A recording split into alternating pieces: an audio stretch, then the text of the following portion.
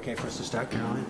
Okay, we will call the meeting to order for the July 19th meeting of the Project Review Board. Everybody, the whole board is here. We have a quorum, and Jason, you can hear us, and we can hear you? I can hear you, yes. Okay, so everyone turn all of our mics on and phones off. Caroline, can you do the information exchange with us? Sure. So prior to the meeting, I'll just note we had a site walk at 5:15 for the project at 30 Moore Street.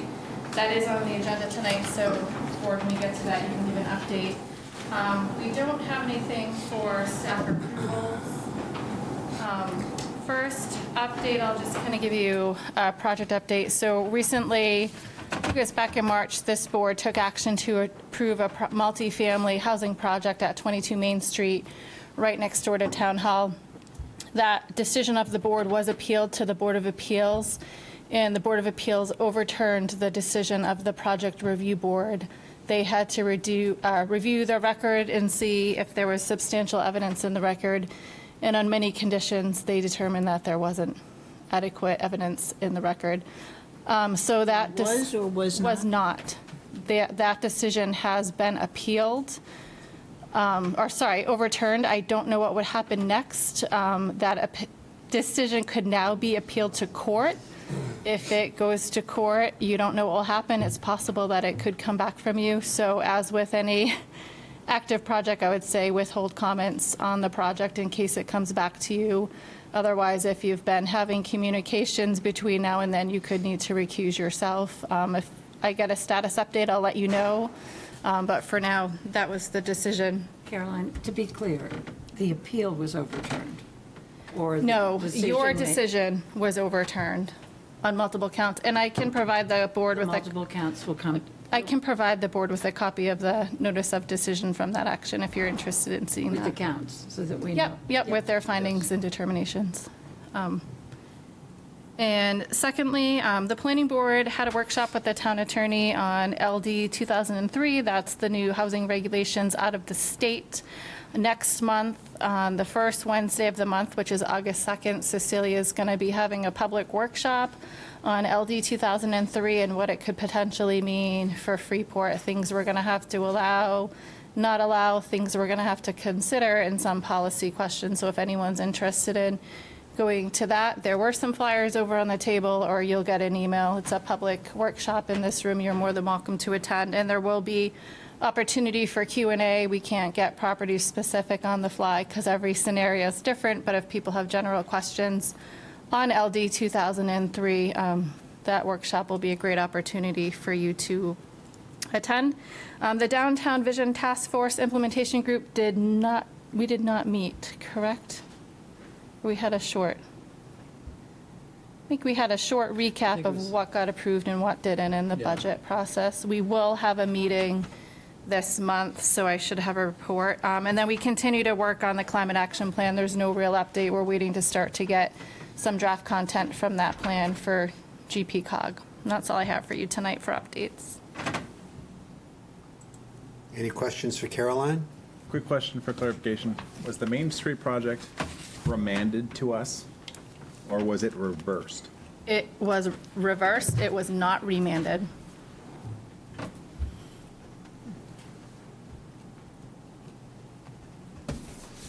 Any other questions for Caroline? Okay, the first agenda item is review and approval of the minutes from the June 21 meeting.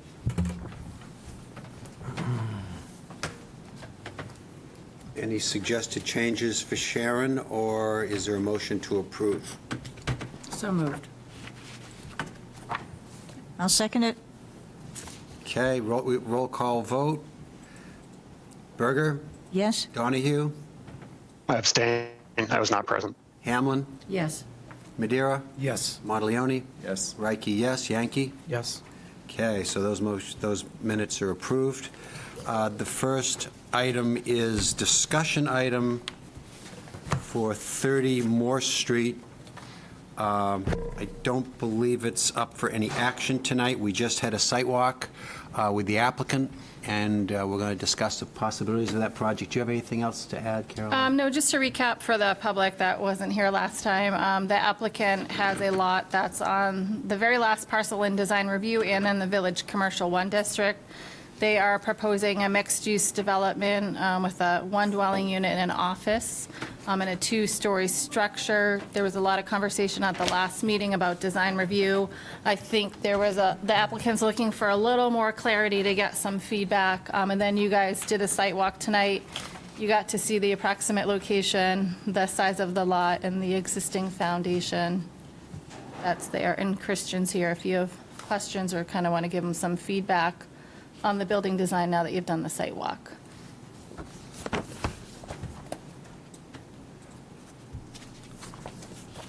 Is it possible to leave this meeting with a formal plan going forward about suggestions for design revisions or the next step we can take if there's something else, other concerns from the board? Anyone have any thoughts to share with Christian?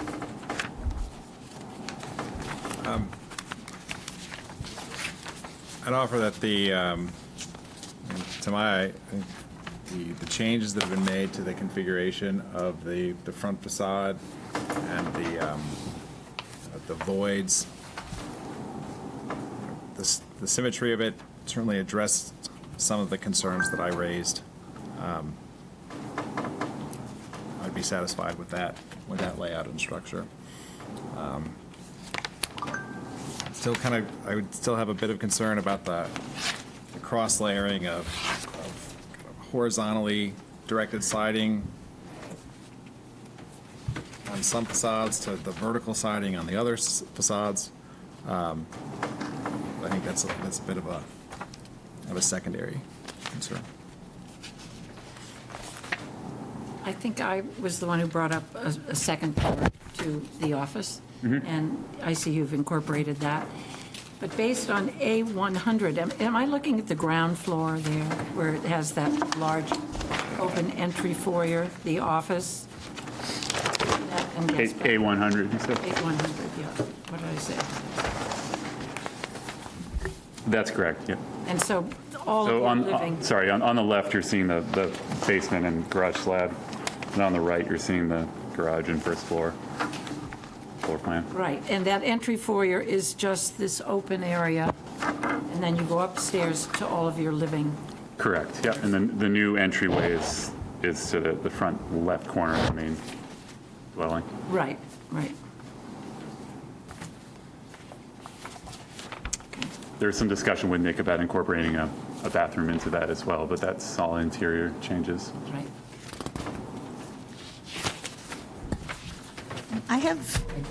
I have some concerns. I think they're foolish, but they have to be mentioned, I think, because of certain other rules and regulations that we follow. We talked last month about making sure we read our design review ordinance, and based on past actions and talks that we've had in other situations, we refer to some of the changes and things that are allowed and not allowed and what you have to look at in these design review areas. And as much as I must say I think it's kind of foolish in this case, I don't see how we can get away with not discussing those things and how they are or are not compatible. So it's unfortunate. I mean, I truly feel that's an unfortunate situation, but I think we have to be fair and show a non-bias to everybody and do things the same way all the time. So I just think we have to at least talk about it and get people's thinking about it. I'll build on that if I could. And I'm relatively new to the process, but understand really we need to refer directly to the design review guidelines and the areas that I have concern. And you've got a challenging opportunity there. I mean, very creative what you've done, but scale, how the building relates to the surrounding area. I have concerns with height. You're 27 feet. The adjacent building we estimated 25. 25, okay, but significantly higher than the surrounding buildings, and sort of that general proportion. It's a very challenging lot. I mean, Yeah, but like I said, with the the restrictions that the zone places on us in regards to roof slope and the way we have to construct that roof to place two 8-foot ceilings on top of each other. We can't get away with much less than that. No, I fully Yeah. buy it. I understand what you're saying. It's just So- going by the guidelines and stepping back and seeing the visual impact of the building is Yeah, where the understood. concerns I have. Yeah. Does anyone else have any comments? Jason? Yeah, I just saw the supplemental material, so apologize if I'm like a couple of steps behind. But the thing when I look at this that needs attention from my eyes is the roof line that's facing Moore Street. And I feel like that is hardest to come to grips with and approve relative to the design review ordinance criteria. With a sloping roof that pitches, and it even looks like a warping plane by the way it's configured. So my thought is that what would make that better would be to bring the eave line of the roof all the way up to one uniform, consistent height, which may even allow for the roof to be a foot or two or something lower in the way that gets framed out above the second floor occupied space. And just treat it like a normal flat roof. And that would tie the lines of the whole building together in terms of its form. It would improve the form and be more cohesive on the street side, particularly in the context of the Moore Street School being a good size flat roof building, definitely part of the context. To me, that would improve the design. Thank you. And I've got a comment. Does anyone else have any before I go? I think you've got,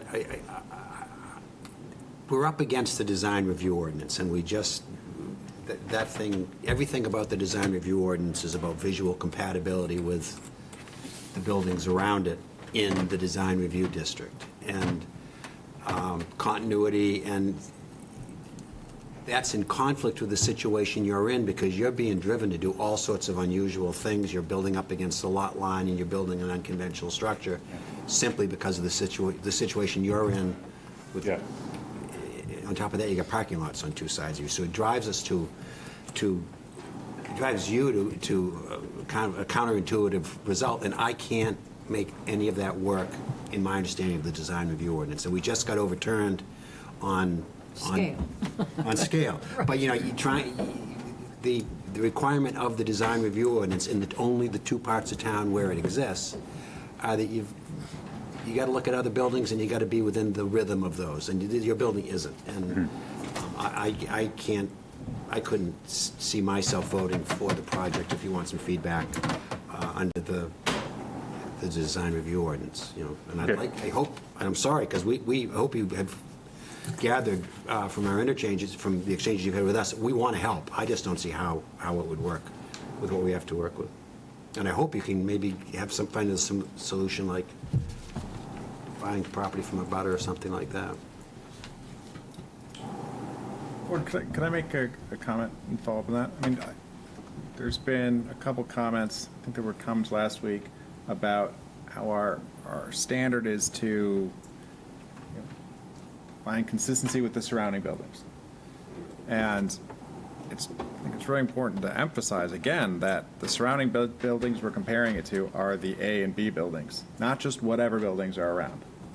And especially after having seen it, there aren't any A and B buildings anywhere to be found.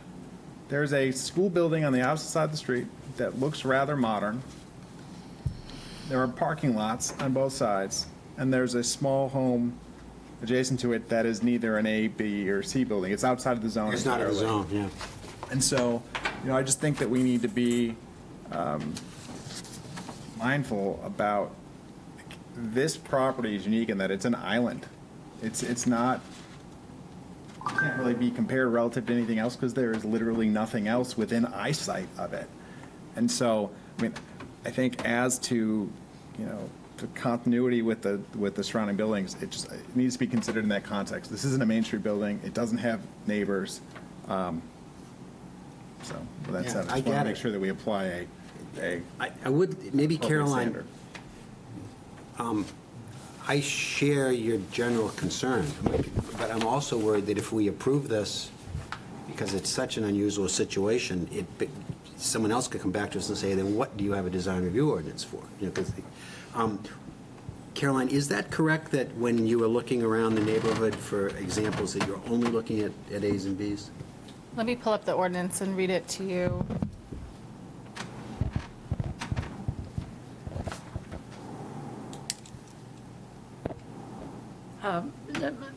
You brought up something at a workshop about, we've got these guidelines, but we have the right to challenge the guidelines in terms of applicability. And that is exactly your point. I mean, the truth lies somewhere in what's on the page and common sense. And I tend to agree with you that there's no comparability as far as I'm concerned. And so it's very difficult to hold that line. And you've got a flat roof school building and 2 parking lots and a little cottage that's an Airbnb as the abutters. So, I mean, some of it is subjective. I rather like the idea of flattening the roof, though, just for that neighbor, so it's not quite as high a pitch this way. I mean, would that help you? No. No. We just got overturned on the last decision we made like this. so But we that got, is but on my mind. I'm sorry to jump in. I mean, we got overturned, first off, We don't know on we what. don't know all the details. Right. And that property was in the center of Main Street. And we had A and B buildings all around. None of those things apply here. So I want to be really cautious about saying, well, we got bit once, and so therefore we're going to shift to being excessively conservative when the ordinance doesn't require that. I think if you look up on the screen, you have buildings classified as C, which is what this would do, the construction, reconstruction, alteration, or moving of any building classified as C shall be generally designed of such design, size, building material, texture, and location on the lot will be compatible with other buildings in the district, particularly those designed as A and B. The intent of this section is not to require that contemporary or C buildings be constructed or altered to meet specific architectural style. Rather, compatibility with other buildings shall be determined by factors such as type and style of buildings previously on the parcel, historical designs of the building, and relationships to surrounding buildings. I think furthermore, reading on to C, which is kind of the entry paragraph before you get to the 10 standards that you make finding on, design guidelines for all buildings within the district, newly constructed or reconstructed buildings, as well as existing buildings and their parts, which have been altered, repaired, or moved, shall be visible, compatible with the building squares and places to which they are visually related, and specifically with nearby and/or adjacent A and B buildings in terms of the following factors. Specifically with nearby. Any other thoughts on this? I reiterate what I said, and I think this is a difficult problem, and I think in my own feelings, it's kind of ridiculous that we have to make this decision, but I think we have to get to the end of this discussion and really come up with a vote or whatever. I don't think we're up for a vote tonight. I'm not sure of that. Is there any reason this can't be an action item tonight? Is there anything missing from the application? If the board wanted to take action, they would need to go through and draft some findings and kind of go through each of the standards. I think it would be helpful. We haven't really heard specific thoughts from Linda or Todd. I don't know if they have any to share. Yeah, I mean, the feedback I'm getting is some minor aesthetic changes, but I don't think that's going to shift things based on what I'm hearing. So before we go down that road, I think we can have a straw poll if we want. I think if you want to take a straw poll vote, you could. And then making sure that he gets any feedback tied to standards that you personally could offer would be helpful. I know we've been talking about scale, but height, sudden dramatic change in building height can have a jarring effect on the streetscape, the way the whole street looks. if anyone, well, people drive down there all the time, going to the school. If it were just a dead end with one house beyond, it might be different. So, again, the height being so much higher than the next building, the building right next to it, could be a soft spot for me. Is it the board's wish to have a straw poll, just to try to give some guidance to Chris? I think that's good. Anyone opposed to it? Jason, you okay with the straw poll? Yes. Okay, so we haven't done this in the 5 or 6 years I've been around, so Appreciate it. the minutes, Sharon, should reflect that this is, I don't know you have a complete application. This is nothing but informal guidance. We're not approving anything, but, or. Understood, yeah. Is it okay with the board if we do a roll call vote? I think you could just kind of go down you go. through and just ask everyone for their casual opinion. Opinion and comments? Okay. Yeah, opinion and comments. Okay. Okay, I gave mine. We'll do it again. We'll do it. So I'm going first. You're going first. Wonderful. I'm going to have to say I do not know, because I'm stuck with fair and compatibility to other applications, but I also think this is ridiculous that we could not approve this. I mean, I don't know what else to say. I would like to say yes, but I feel like, to be fair to anyone that comes to us, I just don't see yet that I can say, oh, it's okay in this situation. Yeah. I think you guys do need to look at the standard and how it comments on visual compatibility to nearby A and B. Not saying you need to make that decision on the fly, but just So look at what that was this intro. before? Was this a B building before?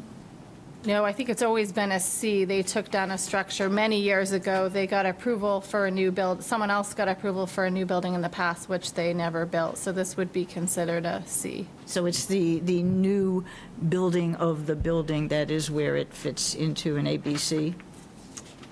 Yeah, Which I mean, doesn't make really sense You to could what have we've a done. C, it could, C's the least architecturally or historically significant structure, but any new building is a C. I can pull up the map really quick. I think there's pretty much mostly all Cs down Well, in even there.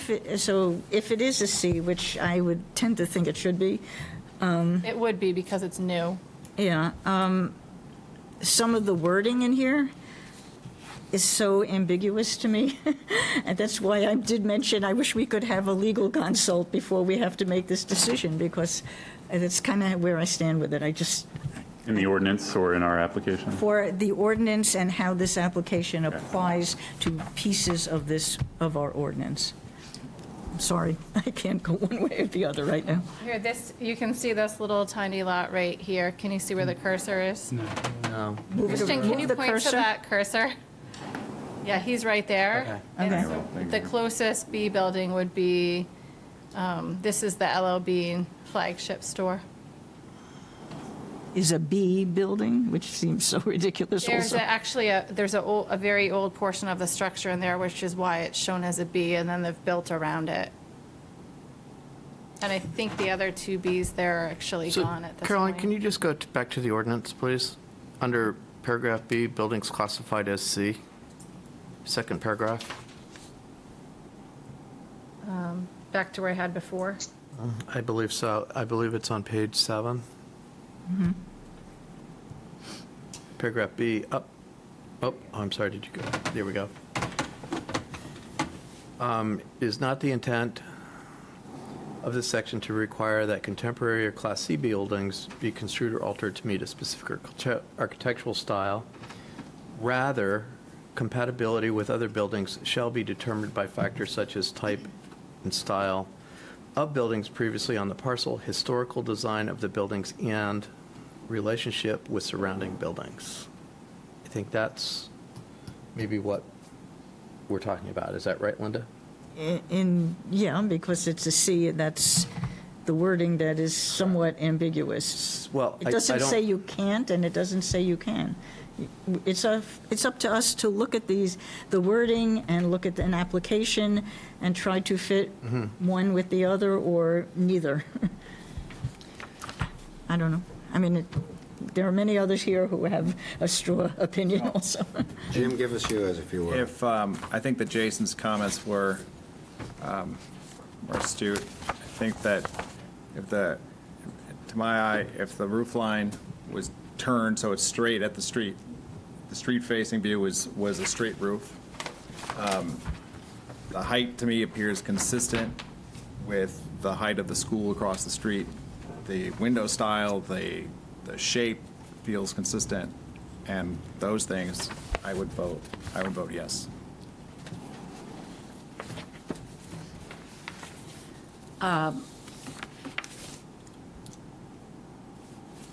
Jim's mention of the roof, where it says in roof shapes, number 6, that a roof should be visually compatible with the architectural style of the building, which I believe it is, and with those of the neighboring buildings. Well, everybody else is a little peak-roofed cottage, Except the school. but they are a parking lot away, and the building across the street is flat-roofed, correct? So I sort of like the idea of flattening the roof if you can do it. Good, thanks. So Lynn, just for clarification, so as the design stands, you would want to see that change? The roof, that would be your hang-up? It may not fly because of the roof and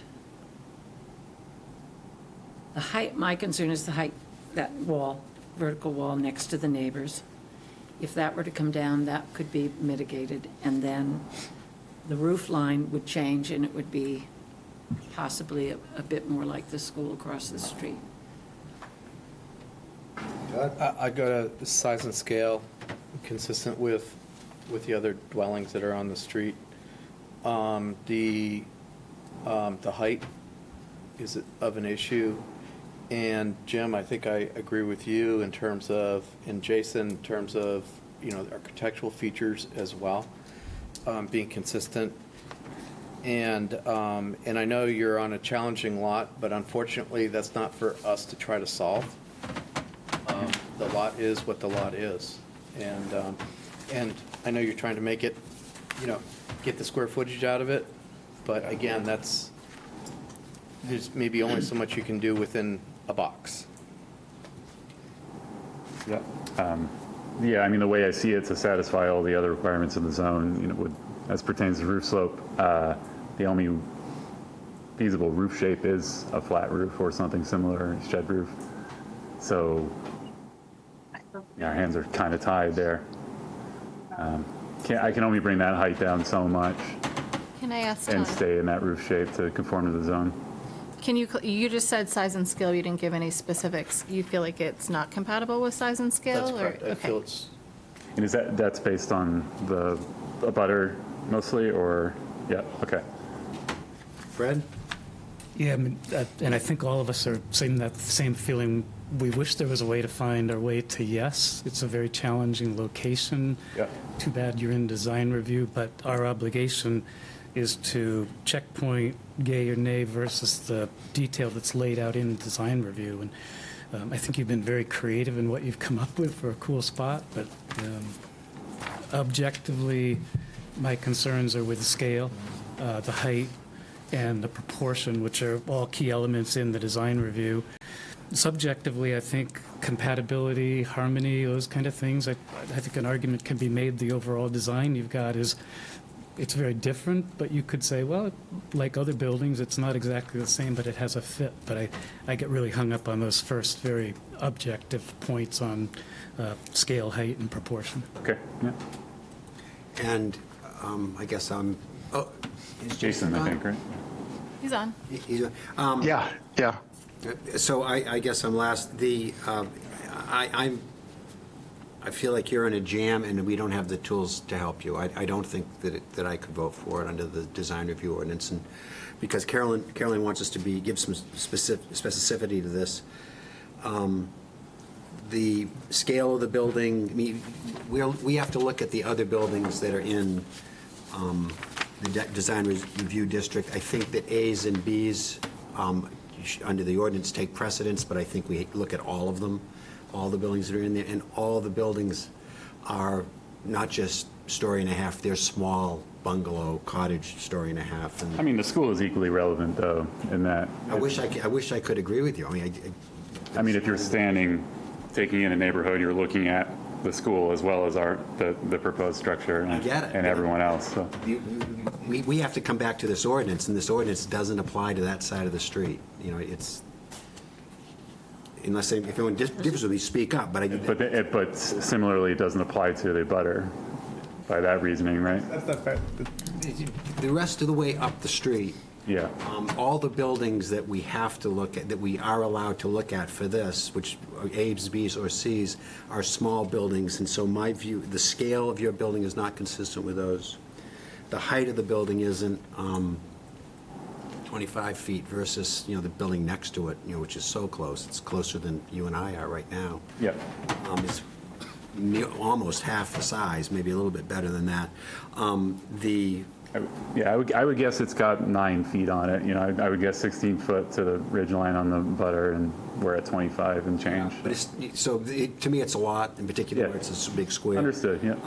The roof shape, it says here, a roof can have a dramatic impact on the appearance of a building. The shape and proportion of the roof should be visually compatible with the architectural style of the building and those of the neighboring buildings. And just that one is another problem for me. So that's why I couldn't support it. And I really wish you the best on your solutions.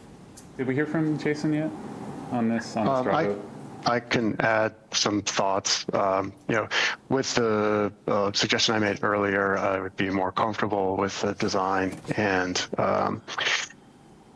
I think if the height is definitely objectively a concern. So if that roof line adjustment could also mean that the height comes down and sort of trims the building off in a better way, that would help with the adjacency.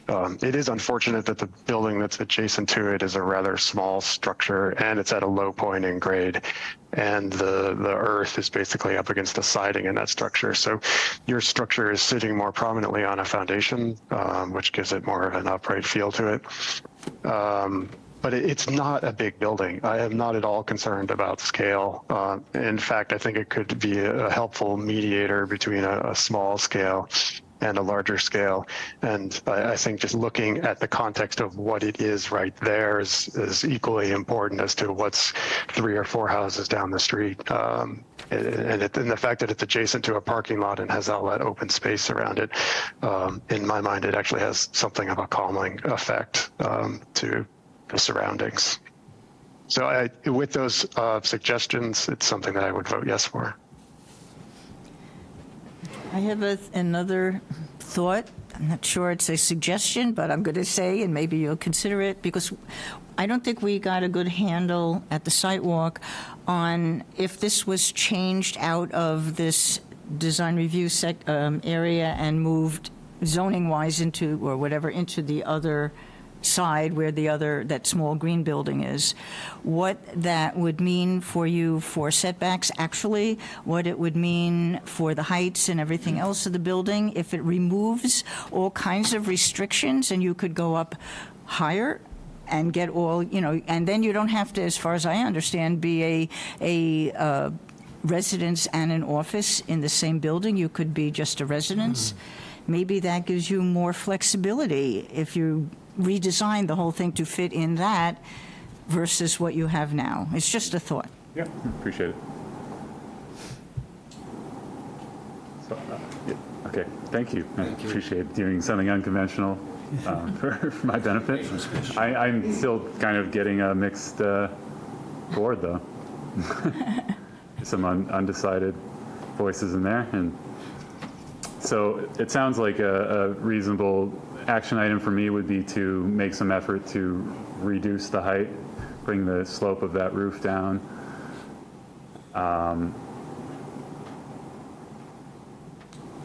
It's that, I mean, I sense that Ford and perhaps Todd and Fred, that's not going to make a significant impact on how you sense it. If we dropped 2 feet off that ridge. It wouldn't, Yeah. Not with the ordinance we have to deal with, in Yeah. my opinion. Understood, yeah. Yeah, I have significant resources poured into this, so I would prefer to stay the course on the mixed use. We've done everything the town has asked for. It's a stormwater plan, we've got enlisted a structural engineer.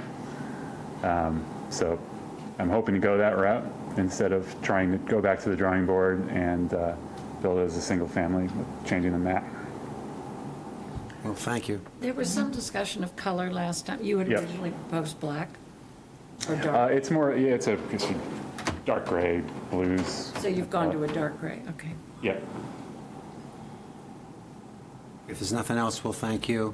Okay, so, I can follow up with you tomorrow. yes, okay, thank you. Okay, thanks very much for your time, appreciate it. Do we have to table this for, or it's up to Not for him any to ac- come back? We weren't up for any action. Okay. Arasika Ridge subdivision, this is 80-unit residential open space subdivision, which is up for an extension of timelines. Caroline, can you give us some background on this? Sure, so this item is before you tonight only for an extension of the timeline to return to the board for final approval. You approved this project, I'm trying to remember, it was quite a while ago. You approved this project, preliminary approval back in August 2022 with a bunch of conditions. The subdivision ordinance has a whole series of conditions of things you need to do before you can come back. Those, in this case, would include getting site location approval from the Maine DEP, getting approval from the drinking water program for the community wells. They would have to submit legal documents, but one of the conditions that the board added was that a peer review be done for their wells and septic systems. So it took us a little bit to get that peer review underway and to get all the materials that the peer reviewer needed. The peer reviewer on behalf of the town, Drumlin Environmental, did start the peer review. He reached out to the drinking water program for some input, which also added some delays to the timeline. And then Tom Perkins is here. My understanding is that DEP also wanted to see the peer review before they would take action. So it's taken a while to achieve all of these items. So we did report to the board a few months ago under info exchange, so you were aware that this item wasn't going to be back to you within the 6 months. But since he's still in a holding pattern and is still working through the peer review process since additional items were requested and still doesn't have the approval from state agencies, they're back before you asking for an extension before they return for final approval. You do have the ability to, after that 6 months, if you need to, have the applicant go back to the conceptual phase. In this case, a lot of you were here. We went on probably the worst site walk ever on the hottest day ever in 2022 through the woods. So I do feel like you have had a lot of discussion. In this case, I think, staff's feeling would be we want that peer review finished before you take action since you required it. So it seems like a reasonable request. The only one concern I have, the ordinance doesn't really address this, but I think you have the ability to do it, is it doesn't say how long you're extending it for. We know because of LD 2003, we have some ordinance changes on the horizon to zoning and possibly subdivision, and we're expecting that those should be in place by January 1. So I think if the board's willing to consider extending it so he can get the required approvals, wrap up the peer review, I would make a recommendation that they submit for final approval before the end of December. This calendar year. Yep, before December, the end of December 2023, which is essentially another 6 months, or, gives them much longer if you look at when they were originally approved. But if all this falls into place, they could ostensibly get on our agenda. Yeah, Tom Perkins is here. He might be able to comment on some of the state timelines and their timeline of getting the other legal docs in that they can, so we can get that legal peer review. But he can give you update on DHHS for the drinking water and DEP site location timing. Great. Nice to see you guys again. Thanks for making some time for us tonight. Peer review process has rambled on here, as Caroline said. About the same time in August that I was here to preliminary approval. We also got our comments back from DEP and Army Corps on our environmental permits. And so I called the project manager for DEP and the Army Corps, and I said, look, they've just asked for this peer review. It potentially affects the groundwater section of the site law permit, the drinking water section, and the wastewater disposal. And in full transparency, I just want to make sure that if there's anything that comes out of this peer review that could affect our permit information that's in front of you, I really think that we need to let that peer review process play out so that when we get the peer review back, we respond to it, then we can include that in our site law application response. And that way, everybody is privy to everything that's been explored on this project. So that's exactly what we did. We responded back to the peer review back in April, and a couple of weeks later, we repackaged our site law permit and Army Corps general permit responses back together. We also included all of the town engineer responses in that same package, so those 8 folks could see what the town's concerns were and how we've addressed them. So now we're simply in a bit of a holding pattern. I checked in with the project manager. They said, yep, we are still reviewing. We submitted on May 8th, so really it's imminent that we would get that. The Army Corps project manager said that her permit would follow almost simultaneously because those 2 agencies typically work together. The drinking water program, our application, I'm not sure exactly what happened to it, but all the contacts we had there, suddenly there's a new contact that I've been introduced, and we have our site walk scheduled for next week with our own hydrogeologist. So my feeling is this project has got to be moving along here, and certainly within, as soon as we get all of these things, I'll package everything up. On the legal side, there's been, I think I saw revision 7 to the condo docs, and they are very nearly ready to submit for that review. We've also been working through a memorandum of understanding with the Freeport Conservation Trust, who would like to take our open space land requirement, and we've physically created a draft conveyance plan, and now we're working through the easements and all of that stuff that needs to be kind of put into that so that they have access to the land through the land that's going to remain as part of this new neighborhood. So, Tom, if we extend to the end of this year, does that give you plenty of time? it does, yes. And there probably will be a snowstorm on the 3rd Wednesday in December, so you should be on the November. Because if we go beyond, we all have got unanswered questions if we go beyond the end of this year because of this LD 2003. So if we extend to 12/31 of this year, does that work for you? Yes, it does. I'll just note that the peer reviewer is still waiting for their response to their memo. That timeline, they should be You're able to waiting work for the applicant's response to the peer review memo? Yep, Okay, yep, I the didn't additional items. catch but- that. Yeah, so we got, I guess I'd call it a rebuttal response to our response on June 14th from Drumlin that wanted to touch on a few more items, and you probably have this in front of you. And I had a conversation with our hydrogeologist the day after we got this, and we walked through it. And I had actually was promised a written response before he went on vacation last week, but unfortunately I don't have that. Not an excuse, just what happened. Stop bugging people, I guess. And is there a motion to?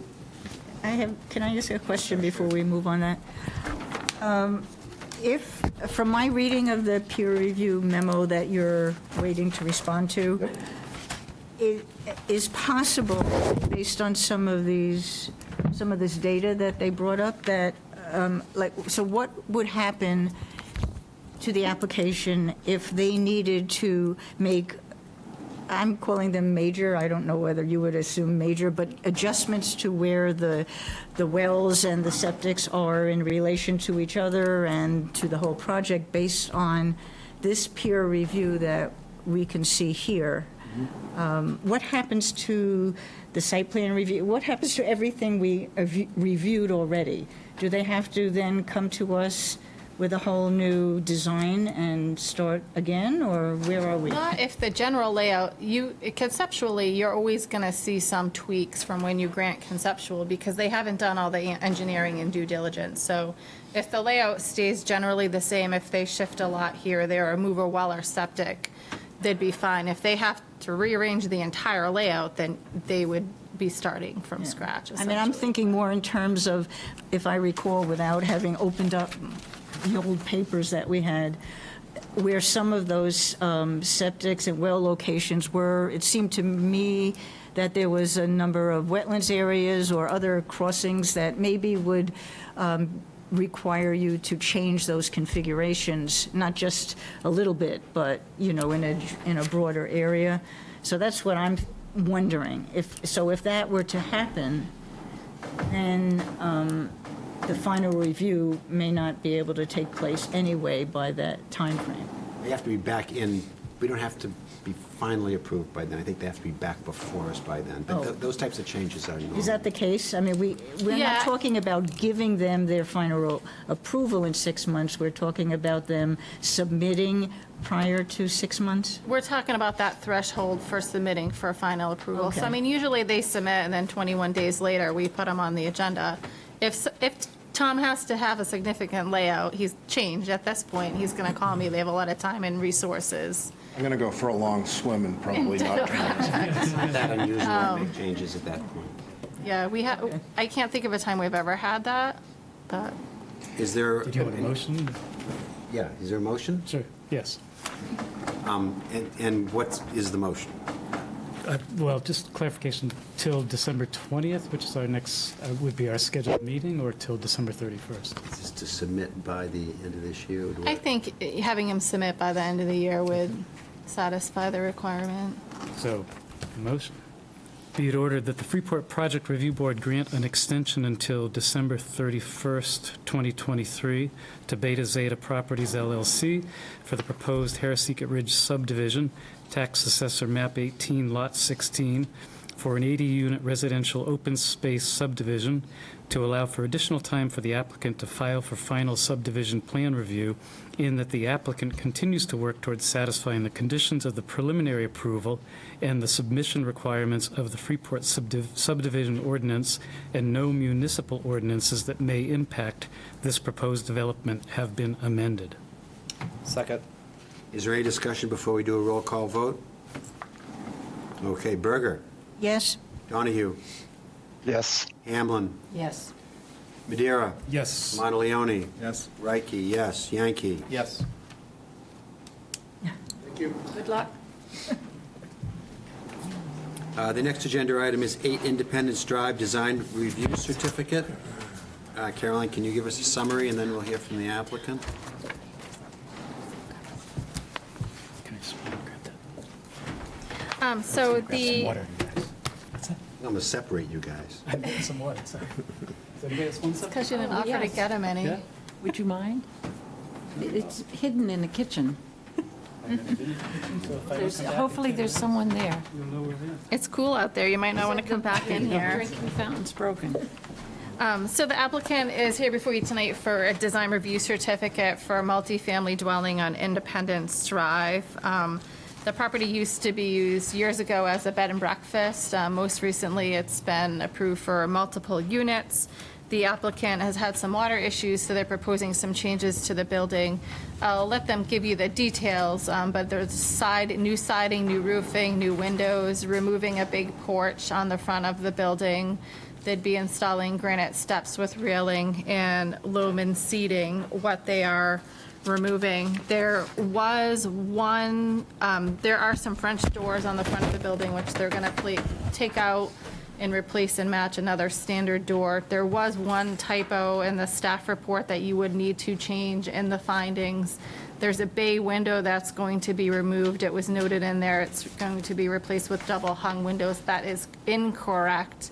It's going to be a 3-section window that's going to go in place of that bay window. But the applicant is here tonight, and she can walk you through all the changes to the exterior of the building. One thing to note is they are proposing some colors that are not on a historic palette. They feel that they are close, but because they're not on a historic palette, they would need approval from the board to use those colors, and a condition should actually get added to the past motion, proposed motion, if you're okay with that. It was also noted that they are proposing to remove some shrubs along the rear property line. That would be a site plan feature. It could come under staff approval, but since they were coming to you, they just noted it in the submission. And the applicant's here for you tonight, if you have questions. Hi. Can you give us your name when you Yeah, start? my name is Melinda Sanderson, and I own and live at 8 Independence Drive with my family. It is a 3-unit apartment building, but it is primarily occupied by my children and I, and a couple of my daughter's roommates, so mainly owner-occupied property. When I purchased the property, there used to be an awning over the French door that was causing some water issues, and we got permission to remove that, thinking that that would solve the issues around the French door. But after this rainy season that we've had, we've discovered damage that makes the door not savable or repairable. So what I'm proposing is replacing that door with a standard door and matching that door design where the other existing standard door is. And I did include a photo of the door style that I'm proposing. The steps that right now, we have an oversized deck that we've discovered is not very well constructed. And so since we're making the changes to the door, what I'm requesting permission to do is to install 2 prefab concrete steps that have the look of a granite step and has black railings, and I did include photos of those as well. We aren't able to determine how many steps we're going to need, so it could either be 3 or 4 steps. And the reason being is that it's what we have right now is a very oversized deck, and so we did the best we could to measure to make sure that those types of steps would fit. Since we'll be removing that French door and putting with approvals, if we were to remove that French door, that takes away some light into that unit. So I'm requesting to be able to put a double hung window to the left of the new standard front door.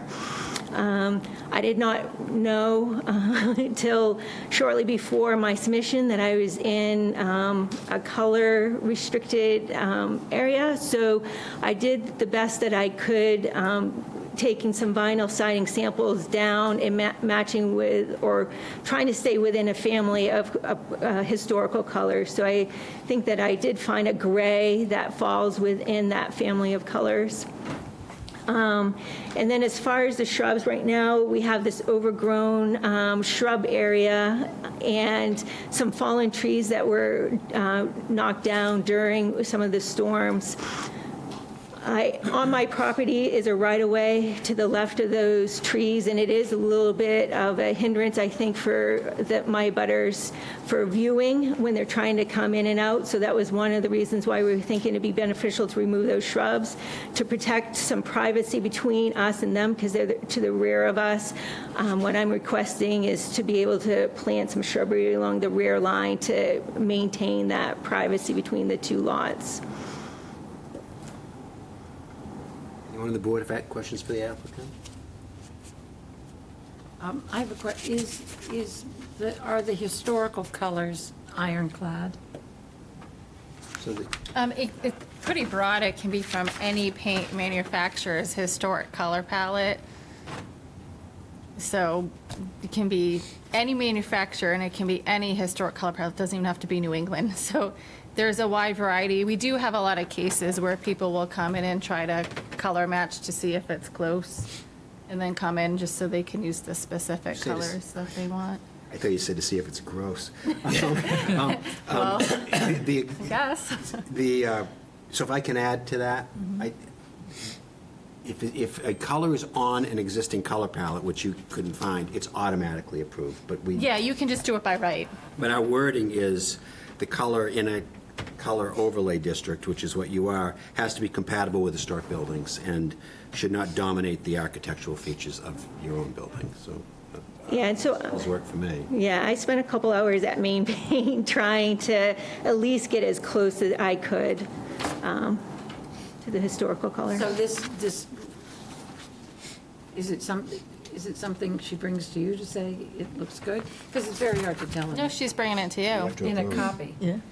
But I mean, think is you this the dropped off color swatches. Yeah, too. I dropped Go off, get the actual color swatches. yeah, vinyl siding sample, and I dropped off the swatch from Main Paint that was a historical color, family of colors that it seemed to fall into. Anyone else got any questions for the applicant while we wait for Caroline? I just wanted to know, is there a reason why you couldn't use the historical equivalent color? Because we're requesting to replace the siding with vinyl siding. Right now, it's cedar shakes that are, I'm talking about the paint color, the Oh, red the- versus the historical red. I don't know the difference, but For the door. yeah, it's just for the door. is that you didn't look to take one of those historical palette colors. Yeah, we try to, I went and got a bunch of sample of door colors, and we were just trying to make something, pick a color that would match the siding, since we were also trying to find a siding color that was as close to historical color as we could, and without it looking poorly with the color contrast. So that was the only reason. Yeah. This is one of the fun parts of my job when people come in and they're like, why do you have all these siding samples and like, and paint books?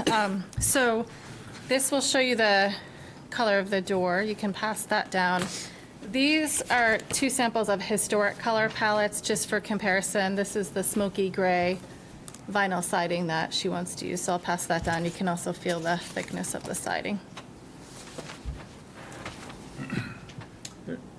There's a reference in the submission that there's other homes on this block that have vinyl siding.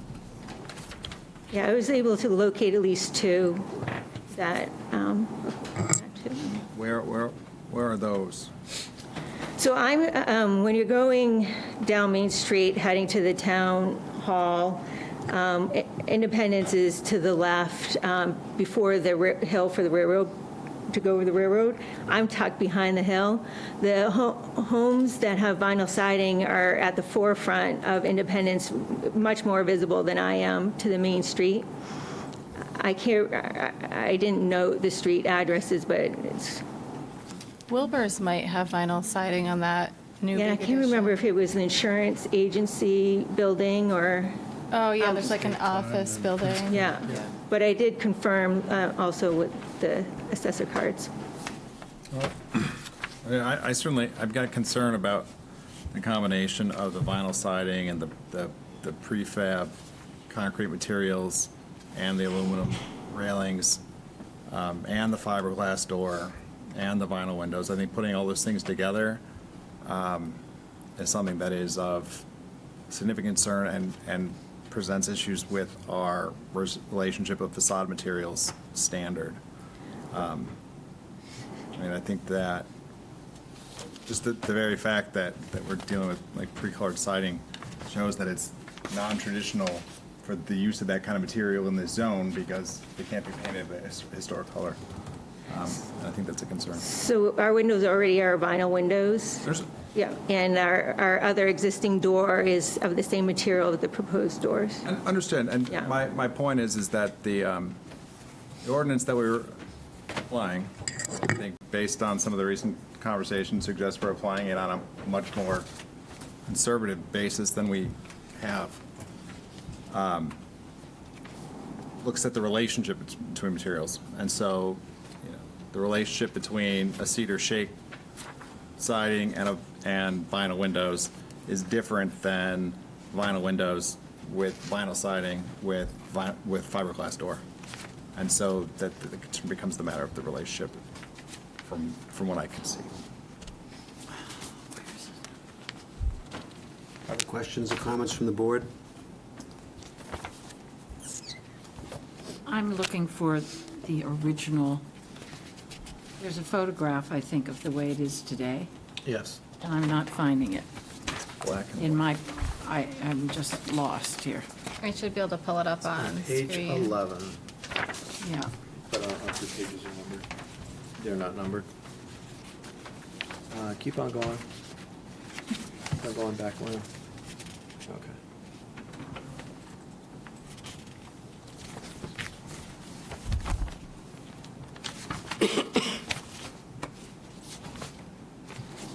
You're looking for actual photos, right? Not the. Yep, the black and whites.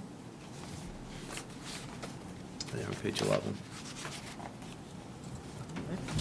Of what document? The application. This is what you're looking for? Yes. I would just like to say that the proposed design is wonderful improvement. That's the way. With the doors, with the small lights, and not having the bay, but having a flat, and so I think it's a great improvement, and from, you know, if I were driving by, would I be able to see the difference in these various materials? In other words, the overall effect, to my eye, is a huge improvement. And so I would be hard-pressed to find a conflict between the window trim and the siding and the door myself. And the front windows at least are going to have mullions, correct? Yes, yep. So as you can see in the bay, it's 6 and 6. We're going to, my proposal is to match that. The difference is that it will be flush, so it'll be a triple with the 6-6 mullion. And you can't see in that photo, but the smaller windows that are above the kitchen in that unit, they're also 6-6. Oh, they are? Yeah, so my plan was to keep everything consistent. And the new window is also going to have? Yes, yeah, yeah, And the mullions are in between the glass of the window? it is, yeah, Nice. yeah. Can you bring up the rendering of the new design then, compared to what we're seeing? There it is. I mean, the symmetry is there. I mean, I just think the whole thing looks more balanced, and the materials are not of great concern to me.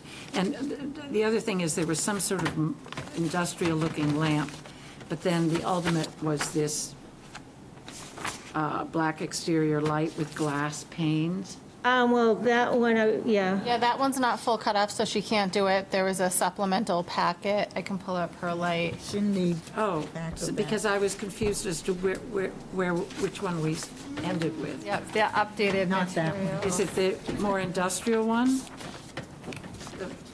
It's this one, the black exterior? This one. Yeah, I think that's a shame. You have to have full cutoff lights, meaning you can't see the source of the light, so it has to be shielded, or if she could find something that was LED, so the bulb is flush up in the fixture.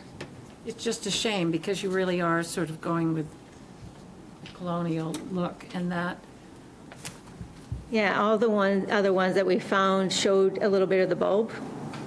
So that was the only one that I could find on short notice that hid the bulb. Any other comments for the applicant? I'd just like to add that I agree with Lynn that it is, I think, an improvement with the horizontal siding, even being vinyl, and the color tone, gives it kind of a neutral feel. I also agree with Jim about the concrete stairs and the metal railings maybe not quite being compatible with that, and also the cape aesthetic. So that's one thing that I think could be done better. But the doors look good, the windows look good, and it is an overall improvement for the appearance of the building. Have you looked at using wood siding? Since it's owner occupied, I was trying to find something that I could manage, especially since the brand-new house behind me was approved 2 years ago with vinyl siding, and then the other ones along Independence. I thought since they were either at higher view to Main Street, that I would, have the same opportunity to have vinyl siding, so. I didn't spend much time looking into wood since that they had been approved. I share the concerns that Jim and Jason have, but with, maybe not to the same extent. I'd love to see you use wood siding.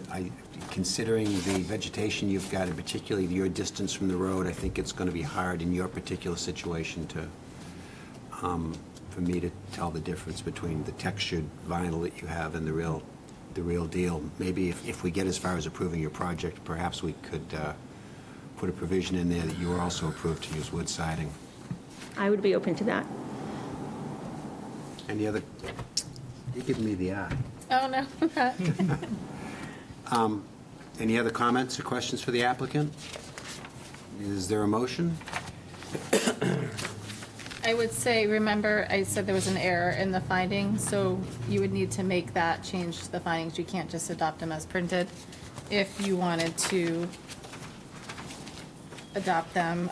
There was reference under number 4 saying an existing bow window will be replaced with 2 double hung windows as shown. It will be, I think she described it as a single window with 3 double hung windows within the frame. 3 double hungs within the frame. Or maybe you can say within a single window with frame. 3 frames. Be 1 frame with 3 double hungs. 1 frame, Frame, yeah.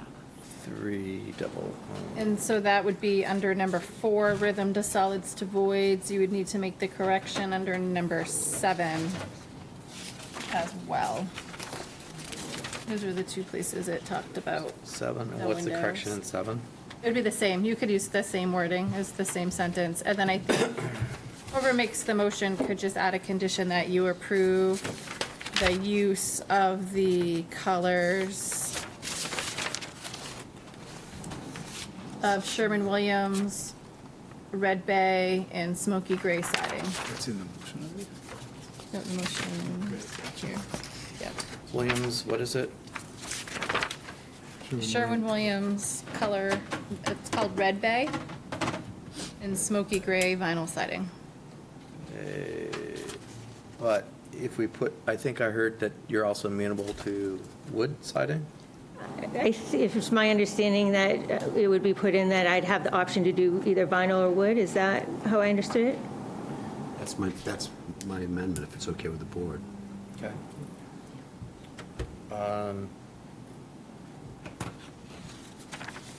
What was the vinyl siding again? Smoky Gray. Siding, smoky gray, or somewhere where wood siding. I'll take a crack at it and then you can correct it. If we're ready, are we ready? Ready. Okay. Be it ordered that the Freeport Project Review Board approve the printed findings of fact and design certificate. Okay, I'll put the condition down later. For Melinda Sanderson for exterior building alterations to their property at 8 Independence Drive, Tax Assessor Map 9, Lot 2A, to be built substantially as proposed. Application dated June 25th, 2023, finding that it meets the standards of the Freeport Design Review Ordinance and the Village Overlay District, Freeport Village Overlay District with the following conditions.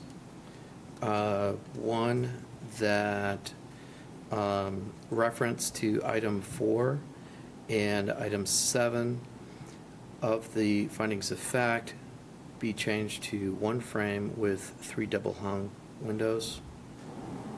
Number 2, this approval incorporates by reference all supporting plans that amend the previous approved plans submitted by the applicant and their representatives at project review board meetings and hearings on the subject application to the extent that they are not in conflict with other stated conditions.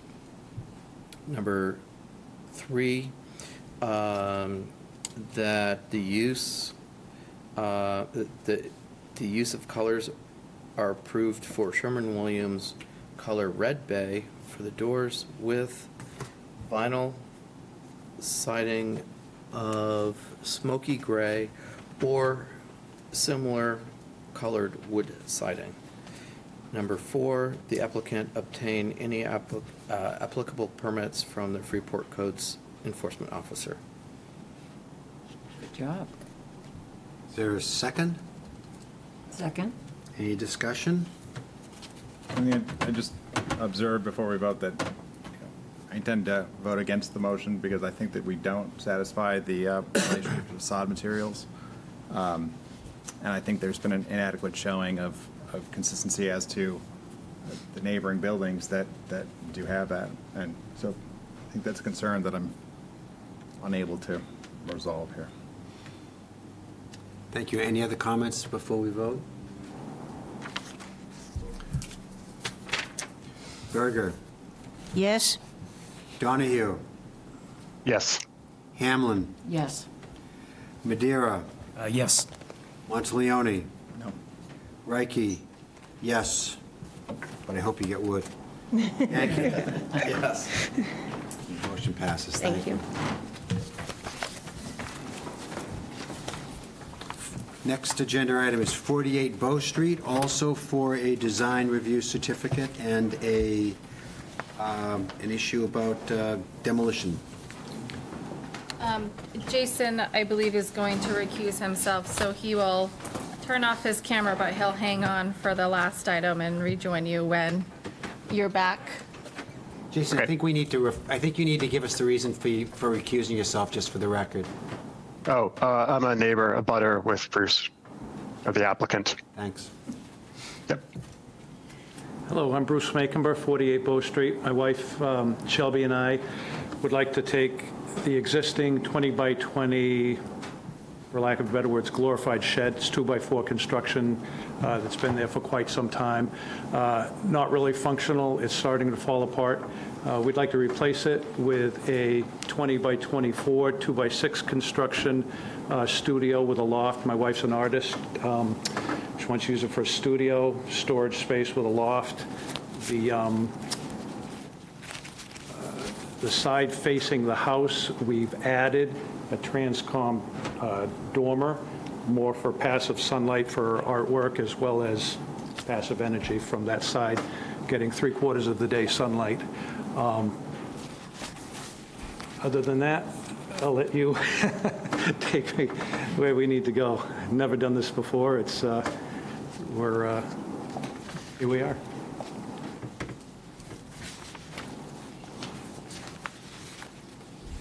Sorry, I was just verifying the building class. So we pretty much summed up the project for you. There's detailed drawings. I think it'll be a similar location. It's right along the road. When you go down Bow Street, the barn / shed is kind of on your right. The house is set back. They gave you detailed building materials in there for the structure and updated elevations. I think the one thing the board has to consider is that this is a Class B structure in design review, and so Class B structures, when you're doing a demolition, has a 4-month notice period before you can grant approval for the structure to be demolished. Part of that notice period would be putting ads in the paper to see if anyone wants to salvage or take the building. You do that notice. If somebody does want to take the building to salvage it, which has happened in Freeport, you could then come back to the board if, you know, that building gets saved during that time. Otherwise, at the end of the 4 months, you'd come back and the board would take action on the demolition certificate. There is a provision that's a little bit different in the case of replacement. You've used that a couple times, but it has been for replacing a structure that has been identical. In this case, he is changing the structure, the facade facing the house to go to a studio, and it is a little bit bigger. So I think that's something that the board needs to weigh in on. The ads were not run before this meeting. We weren't sure which way you were going to go. So I think getting the board's opinion as to whether or not they feel like this is a demolition and he needs to put the ads in the paper and wait the 4 months before you can grant approval is needed. And then also, regardless, either way, I think giving some feedback on the design would be helpful to the applicant as well.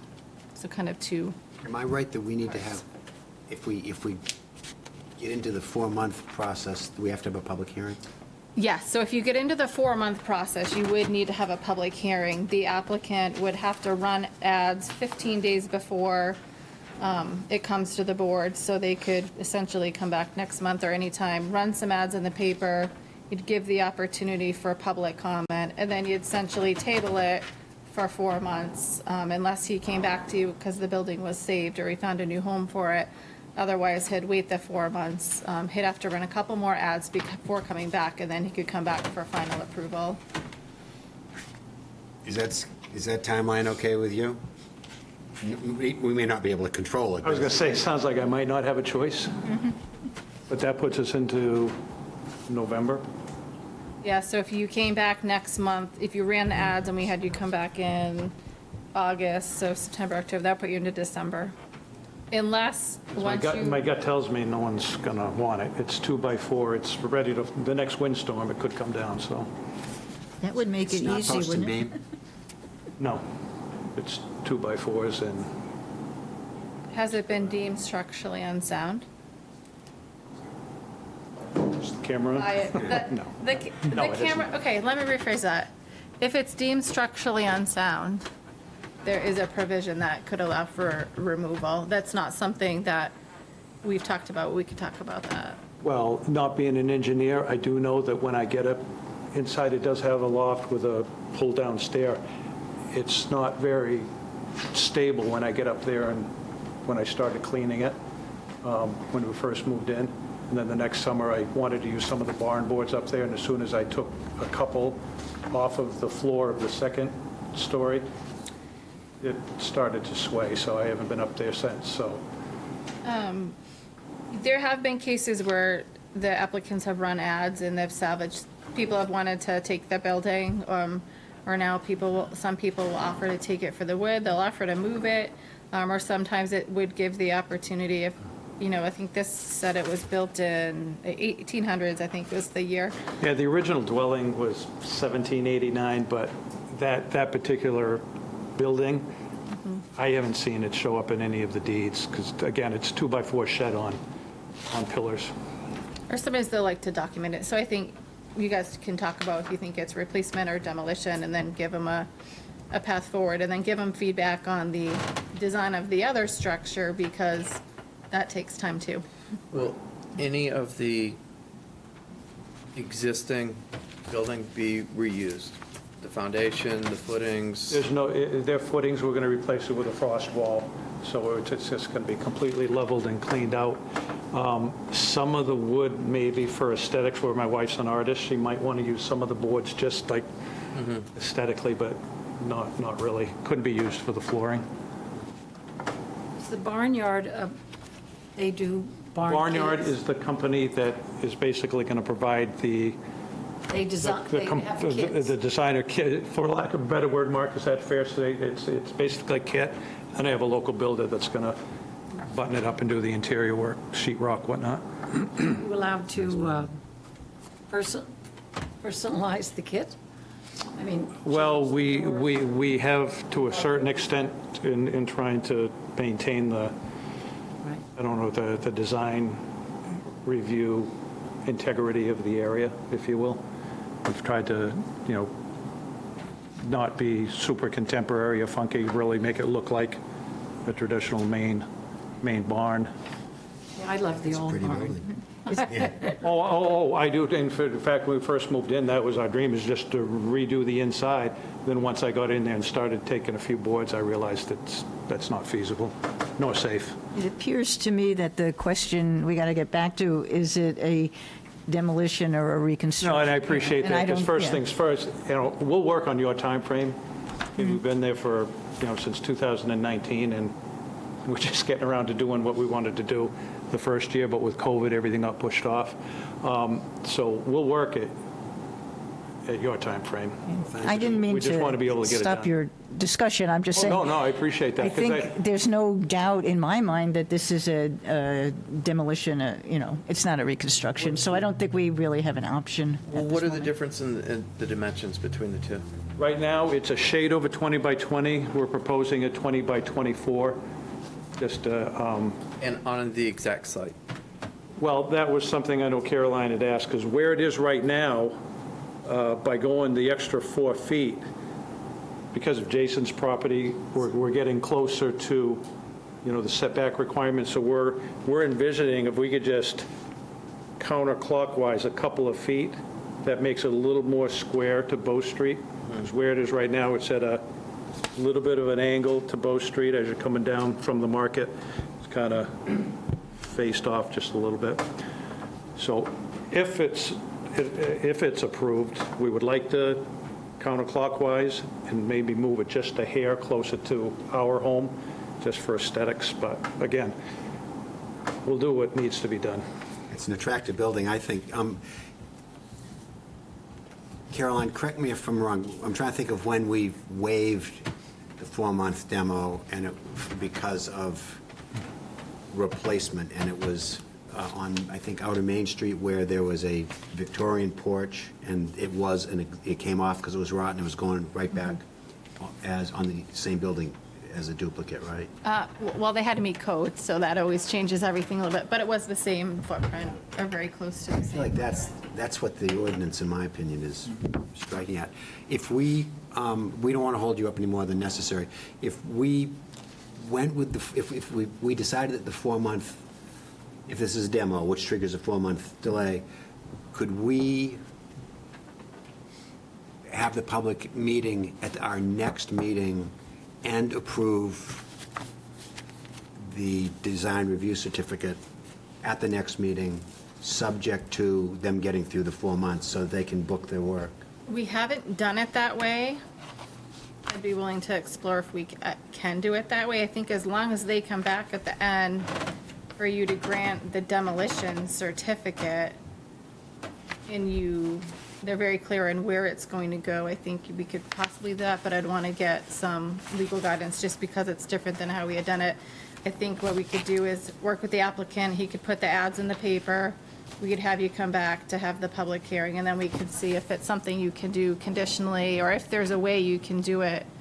I think at the end of the 4 months, they would have to come back, but I'm willing to see how Try to we make it can as much of a rubber stamp at that point as push possible. it. And again, I think we would just want to be careful that you do it in a way, because if, someone does come in and want to take it, that we want to make sure he preserves that opportunity to come back That's what the 4 sooner. months But I is. think, yes, but, right, but it could fast track if somebody wants to salvage the building. But I think, it's still a little bit hard to get building materials and designs and all that, so I think that would probably be beneficial to the applicant to know So that. you don't what feel he that could it's a build there. replacement? I don't. A reconstruction. A reconstruction? It's not on the same foundation. In fact, it's got its own footings and foundation. I don't see how it could be a replacement to a building, personally. Agree. Okay. Now, does anything change? Is there an opportunity for me to donate that to the town, to the fire department, to Well, not take it somewhere and burn it down and do a training exercise? It wouldn't get saved, but yeah, there's the you could donate it to somebody to take, and if they're. Jason willing might to not like it if the save fire it. department came and burned it down for a training exercise, but Yeah, we're burning less buildings now just because of all the regulation, but yeah, the intent is not to have us burn it. okay. The intent is Scratch to that find from in the a record. future home, where it could be well appreciated for his historic feel. But yes, exactly. If somebody agreed that they're going to take it, that would kind of give you a fast pass to come back and not have to wait that full 4 months. And we can help you with the ad and what other people have done Okay. in the past. Yep. No, that's fine, that's fine. So- I think the only challenge on our end is that extra 4 months could potentially run into cost adjustments on the buy side of the stuff, if you will. If, I'm hoping, and maybe Caroline can, I'm hoping Caroline can clarify exactly how open-ended this would be at the end of the 4 months. I'm hoping that we can get all our business done in 30 days. Okay. So then you just have to wait it out, but you'd be able to make commitments after the next All right, meeting. no, that's Still good, need because a public hearing, Everyone likes though. that idea. They still need the public hearing, and you need, between tonight and the next month, you would Yeah, and have time to set that public hearing? I don't know. He'd have time to do the ads before he comes back next month, but I think he would need to do an ad actually before you take final action. I'll work with him on that in the most efficient way possible. We'll bring him back to you. This is Matt Bemis, my local builder. Hi, how are you? The only question I have is, the age of the building is probably more 30s or 40s. It's not 1800s by any stretch. So I wasn't sure if there was any, just because it's not like original to the house, historical, if there was any.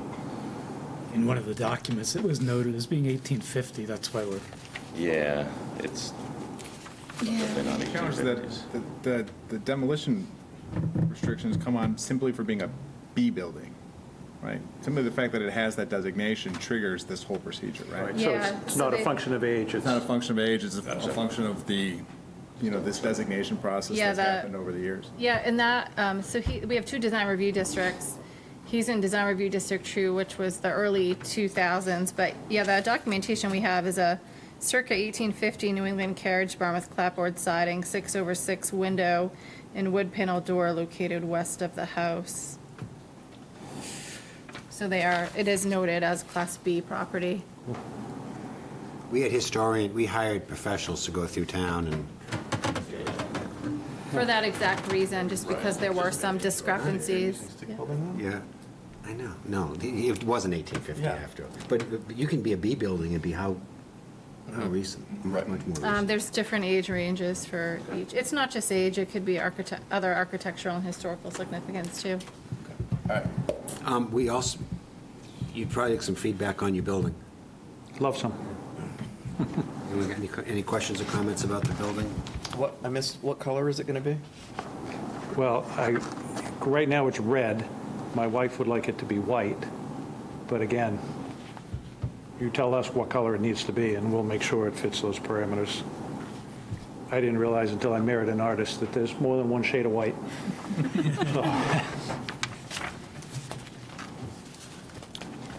He's probably most likely beyond the color overlay district. Okay. I thought in general, the building looks really cool. It looks like it'll fit nicely on your property and well thought out, so yeah. Appreciate it. Agreed.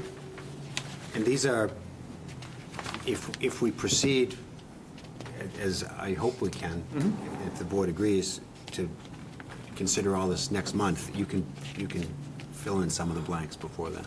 We'll provide you anything you need, yeah. I think the building would look nice on your property. Thank you. Any other comments? I would simply observe that, the horizontal clapboards on the original kind of have a really classic look. It's always hard to see in the drawings, but, I mean, I suppose I- Mark, do you have the book that actually shows a picture of the horizontal boards? as written, I imagine that a horizontal orientation that kind of Just to be clear, excuse me, it's not really a kit. All right, it's custom made. So this, if you're looking at one, it would be white. So it's a vertical shiplap. This is very similar to the dormer. Pretty I can building. leave that with you. I don't think we need it, unless someone wants to look at it. Thank you. Any other questions or comments for the applicant? If not, how does the board feel about the idea of getting, if Carolyn can do it mechanically, get this applicant back in here next month with the hope of giving them their approvals so that they can get this 4 months completed, which would start tonight? Is that right, No, Carolyn? they would have to do the legal notices to get the 4 months, so I think it would start next month, but Is that? we'll work with them to fine-tune the timing and get the ads and. How does the board feel about setting this up next month instead of waiting for the completion of 4 months to try to give a quick approval, subject to appropriate completion of the 4-month process? Okay with that? Makes sense. Is there a motion? Can I, before you do that, I just want to make sure nobody has other feedback on any of the building materials or building designs on the doors, because I'd hate to have them come back and not have those. I see a hand up from Linda. Yeah, I have a question. Your pictures are showing the current location of the barn is very close, at least from here, to a lot of large trees. In this section, this design review 2, I guess, is the area. Is there any restrictions or approvals to remove some of these big trees? The only thing you could really relate to is site features. Honestly, for a straight design review certificate, you guys haven't really been getting into vegetation, but let me just take a quick placement, size, placement, materials of walks, fences, walls, signs, driveways, and parking areas, so it doesn't mention vegetation. 'Cause this is just a single family, so he's not triggering any site plan. Okay, so, I mean, it does seem quite obvious that you're going to have to take down a lot of these large trees. Well, the pine, the fir trees and some of the cedars that line Bow Street, we're going to have to trim some of the branches away on the yard side, not the street side, in order to accommodate the crane and get the building in, and so that it's not making a mess on the building. But the only, and I'm glad this isn't a big issue, because the one tree that's kind of leaning against the Dennison side, I took down yesterday, so if I have to put it back up, that could be a challenge. The maple? Yeah, yeah, that's right smack dab in the middle of where, you know, the yard to the Dennison side is going to have to be. I'm looking at the page that has the drawing with the covered track and the 2 barn doors on either side of the French doors. And personally, aesthetically, the cross hatch, all I can think of is horse barns. And my question is that structural, this? Yes. Yeah, that's facing Bow Street, right? But is that a structural thing to keep the doors down? Are those not usually on the inside? Yeah, that's more of an aesthetics. That's not structural. Strictly aesthetic. Are you talking about the bar, the track? No, I'm talking about It's this. talking about the cross, the X. Oh, okay. The sliders. Okay, aesthetically, I like the look of the solid door that's on the barn today versus, I think it's busy. But that's a personal opinion. It's not in the code. But you asked, so I'm going to tell you. So noted. Thank you. Any other comments or questions for the applicant? Let me ask you this, Carolyn, I'm wondering, do we have a motion, or do we just simply find that the demolition section applies and table it for the next meeting? Yeah, I think somebody could make a motion just to table action on the application for design review certificate at 48 Bow Street until such time the applicant returns to the board to begin the 4-month notice period for demolition of a Class B building. So moved. Can we say so? would be efficient. What she said. We do need to have a motion from someone on the board. Jeez. I guess I can make a motion. I move that the application for 48 Bow Street be tabled until the next meeting with, what was the rest, what did you say? I don't know what I said. Yeah, I think just to table it until the next meeting is all we need to do. Sure, that's fine. Okay, is there a second? Subject to initiation of the 4-month demolition proceeding. If legally advised. Okay. 4-month notice period for demolition of a Class B building. Is there a second? Second. Is there any discussion? Berger? Yes? Donahue abstained. Hamlin? Yes. Madeira? Yes. Monteleone? Yes. Reike? Yes. Yankee? Yes. Thank you. Thank you very much. Okay, Jason, if you want to rejoin the board. So handed out before you tonight was a letter from an abutter, Stephen Taylor, regarding the Whitetail Drive subdivision. He could not be there tonight, but you have that letter noting some of his concerns. This is an existing property on US Route 1. Just to note, the address on the application was wrong. It's not actually 1495. It used to be part of 1495, and it is shown on the tax map today as map 18, lot 17, and I believe it has since been split. There's an existing duplex on the property. They want to add additional units, thereby triggering subdivision requirement of 3 or more lots or units within a 5-year period. So they are returning to the board. This will be an introduction for you, so this would be a major subdivision, so it'd be a 3-step review process. You'd have a conceptual review, then you do preliminary, and then they would come back for final. The parcels in the medium density A zoning district, there's no public utilities, so it would be served by wells and septic. There is an existing driveway on the property, which they would have to upgrade to meet subdivision road standards. The ordinance does require it be paved. They have asked if you can waive it to allow it to be gravel. You did get some input from the town engineer that he doesn't support the request. Furthermore, the ordinance specifically only allows that in a couple specific zoning districts of which this parcel is not in. When they put in the initial driveway and house, there were some wetland impacts and there was impact to a vernal pool.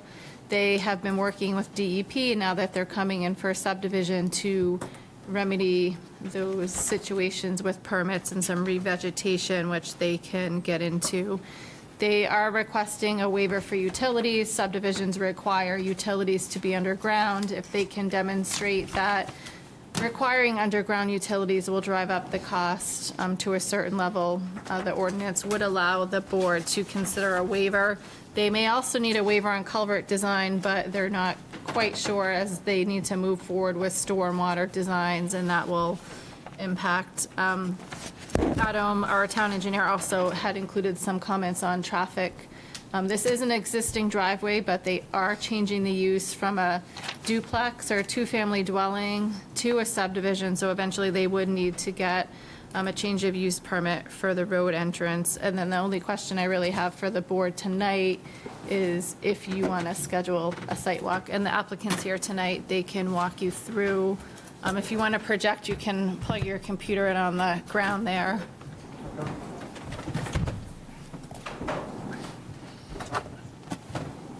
And then there should be a button on the side of the TV.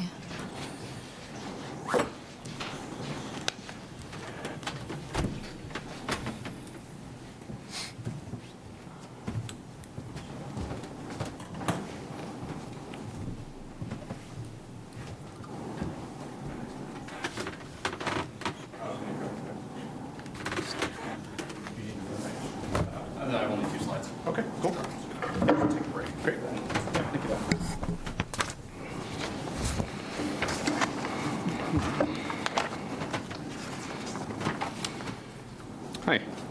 Hi, my name is Griffin Wood. I'm a civil engineer with Teradyne Consultants. This project is for a 4-lot subdivision. It's 8.2 acres in size, previously developed in 2021, including the driveway shown on the screen to the left-hand side, and 1 duplex on the site. Most of the site is forested with some cleared areas. There are 1.75 acres of wetland on the site. There are 2 vernal pools. One is significant, so it has a 250-foot setback. It's like a yellow on the bottom left-hand corner of the screen. To the south is the significant vernal pool. To the more northern side on the bottom right-hand side of the screen, that vernal pool is not considered significant. Lots are generally going to be situated on the upland section of the parcel, and open space will be on the lower section of the parcel. As far as the development history, the existing parcel received a building permit from the town of Freeport and a driveway entrance from Maine DOT in 2021.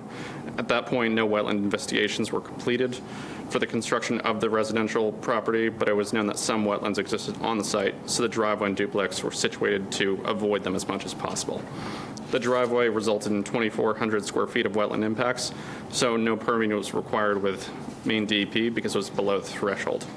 There's a 12-inch culvert under the driveway that was installed with 0 slope to maintain hydraulic conductivity between the 2 sections of wetlands on either side. Once the applicant decided to subdivide Basswood Environmental delineated vernal pools and wetlands, designating the bottom left as being significant and the bottom right as not. Since that time, we have received a permit from DEP for after-the-fact wetland for that impact, and for the 25% significant vernal pool setback, which is a maximum amount of clearing within the 200-foot, 50-foot radius offset of that vernal pool. As a result of this project, no additional wetland impacts are expected to be proposed or impacts to the significant vernal pool cover area.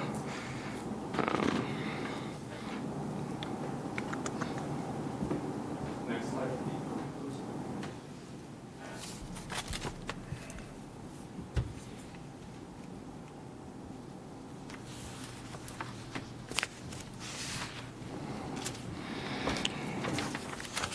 So the existing driveway access onto Route 1 is going to remain and be widened to an 18-foot wide gravel travelway with 2-foot shoulders to meet the private road standard for the subdivision ordinance. The road will be extended 160 feet, approximately past its current length, for a 656-foot long dead-end road terminating in a hammerhead. The lot size is a minimum of 20,000 square foot lots with 75 feet of frontage. Most of these lots are over this for the 4 that we're proposing on here. Driveways come off the end of the private road for access and receive frontage off of there. The open space required is 2.81 acres for the site, and we're providing 3.16 acres. As I said before, the lots are located in the upland area, with the open space being along the western side of the site, the lower section.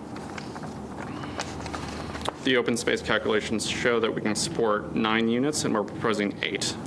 They'll have septic systems and wells for drinking water on their site. Overhead electric comes from Route 1. There's currently poles that service the duplex, and that's one of the waivers we're proposing, just to be able to extend that overhead electric that's currently in place. The site will be designed with stormwater management to meet DEP and Freeport requirements, and we'll submit that to the town once we have more information during preliminary. In our conversations with DEP and Army Corps, they expressed their desire for the 12-inch pipe under the driveway to remain instead of being replaced to mitigate potential further impacts to the vernal pool and wetland on the site. Although at this point we don't have full design of the stormwater, so an understanding of if it should be upsized could come from that as well. A homeowners association will be set up to maintain the open space, stormwater management BMPs, and road maintenance. Draft of these legal documents will be provided later on.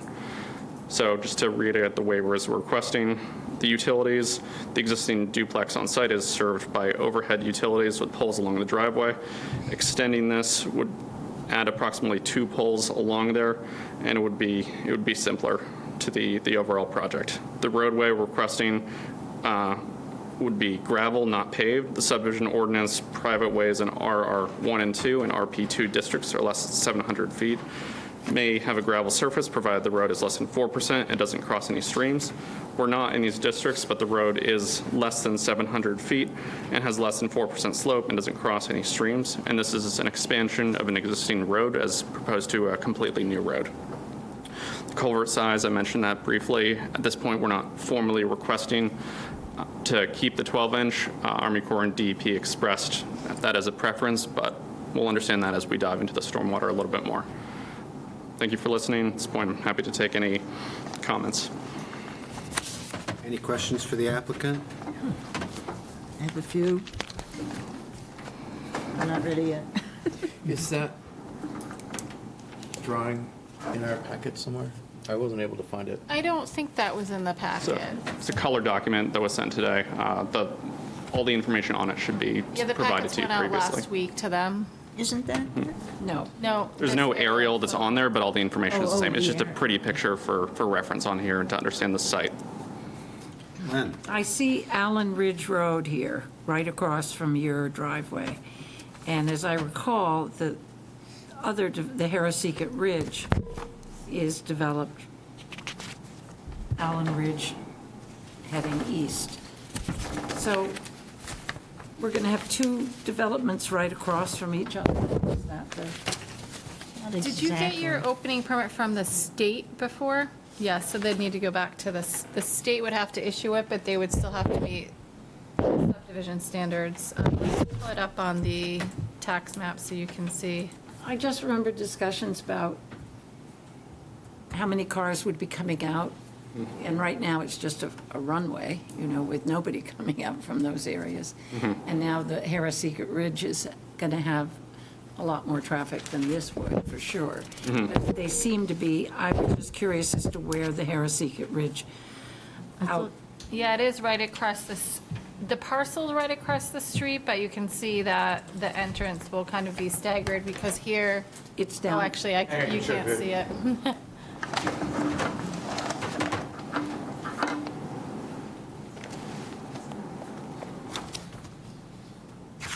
You can see on here is map 16. This is where Harris Secret Ridge is, and their entrance is down here.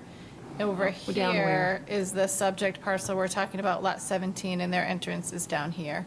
So they aren't right across, they're in close proximity, but not right across from each other. I can zoom in on that more, too.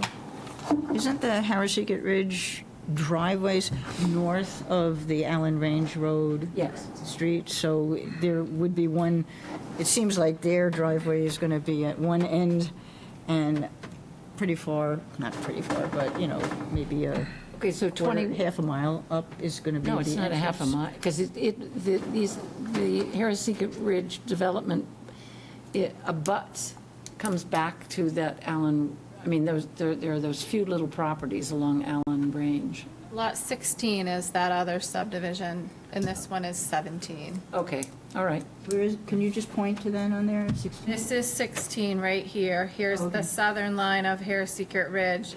The entrance for the parcel we're talking about is going to be down in here. And again, they would both have to meet municipal standards for subdivision for site distance, but they'd also need to get permits from the state of Maine Department of Transportation.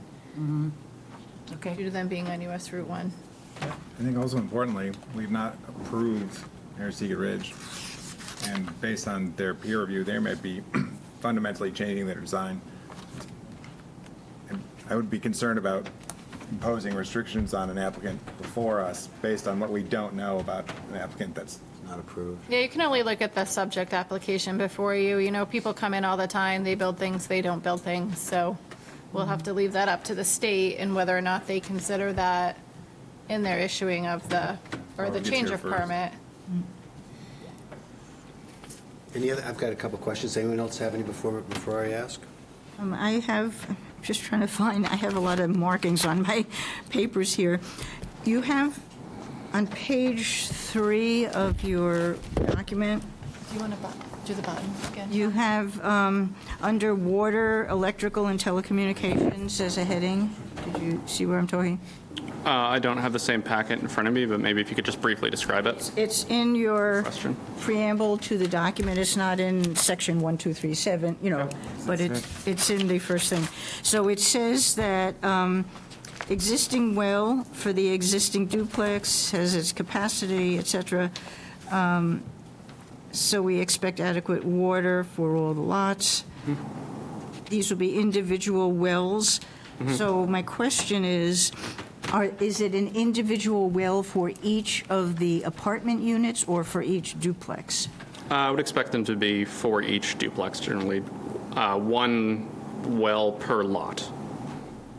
Okay, and when you say a lot, So there are 4 lots proposed, 4 a duplex wells. is on a lot? Yep. Okay. Yep. The other question that I had was in some of your numbers on the test, the water and The test pits? quality and all that. I thought those test pits were done in, I guess, from the earlier application in 2006. Okay. So, the data, that you have here it's dated 2006. For the duplex that's For the currently on there. existing unit that's there.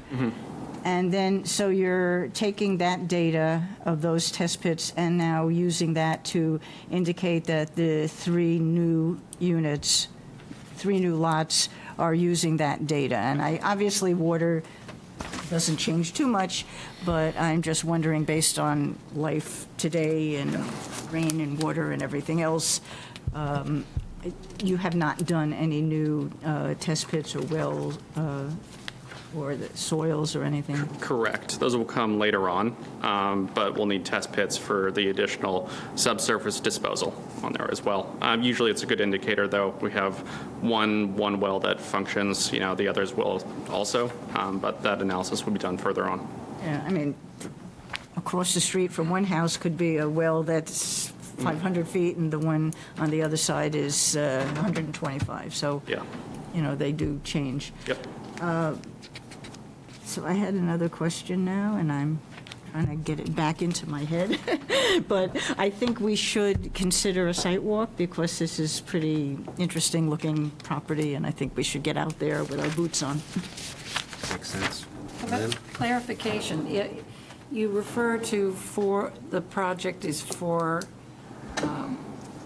buildings, for 4 duplexes. 4 duplexes. Does that include the existing one? Yes. Because when you say we're going to subdivide it into 4 lots, one of them already exists, it's just you're going to define it. Yep, so it'll, Basically, you're only adding 3 to what's there. correct. Oh, thank you.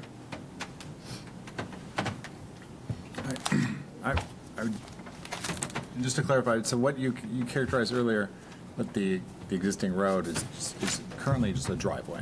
Yeah, it's considered a driveway. Yeah.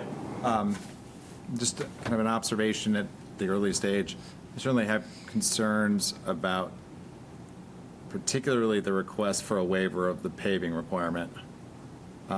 Having had the opportunity to see the way associations litigate paving obligations after the fact, I think there's good reason for that ordinance.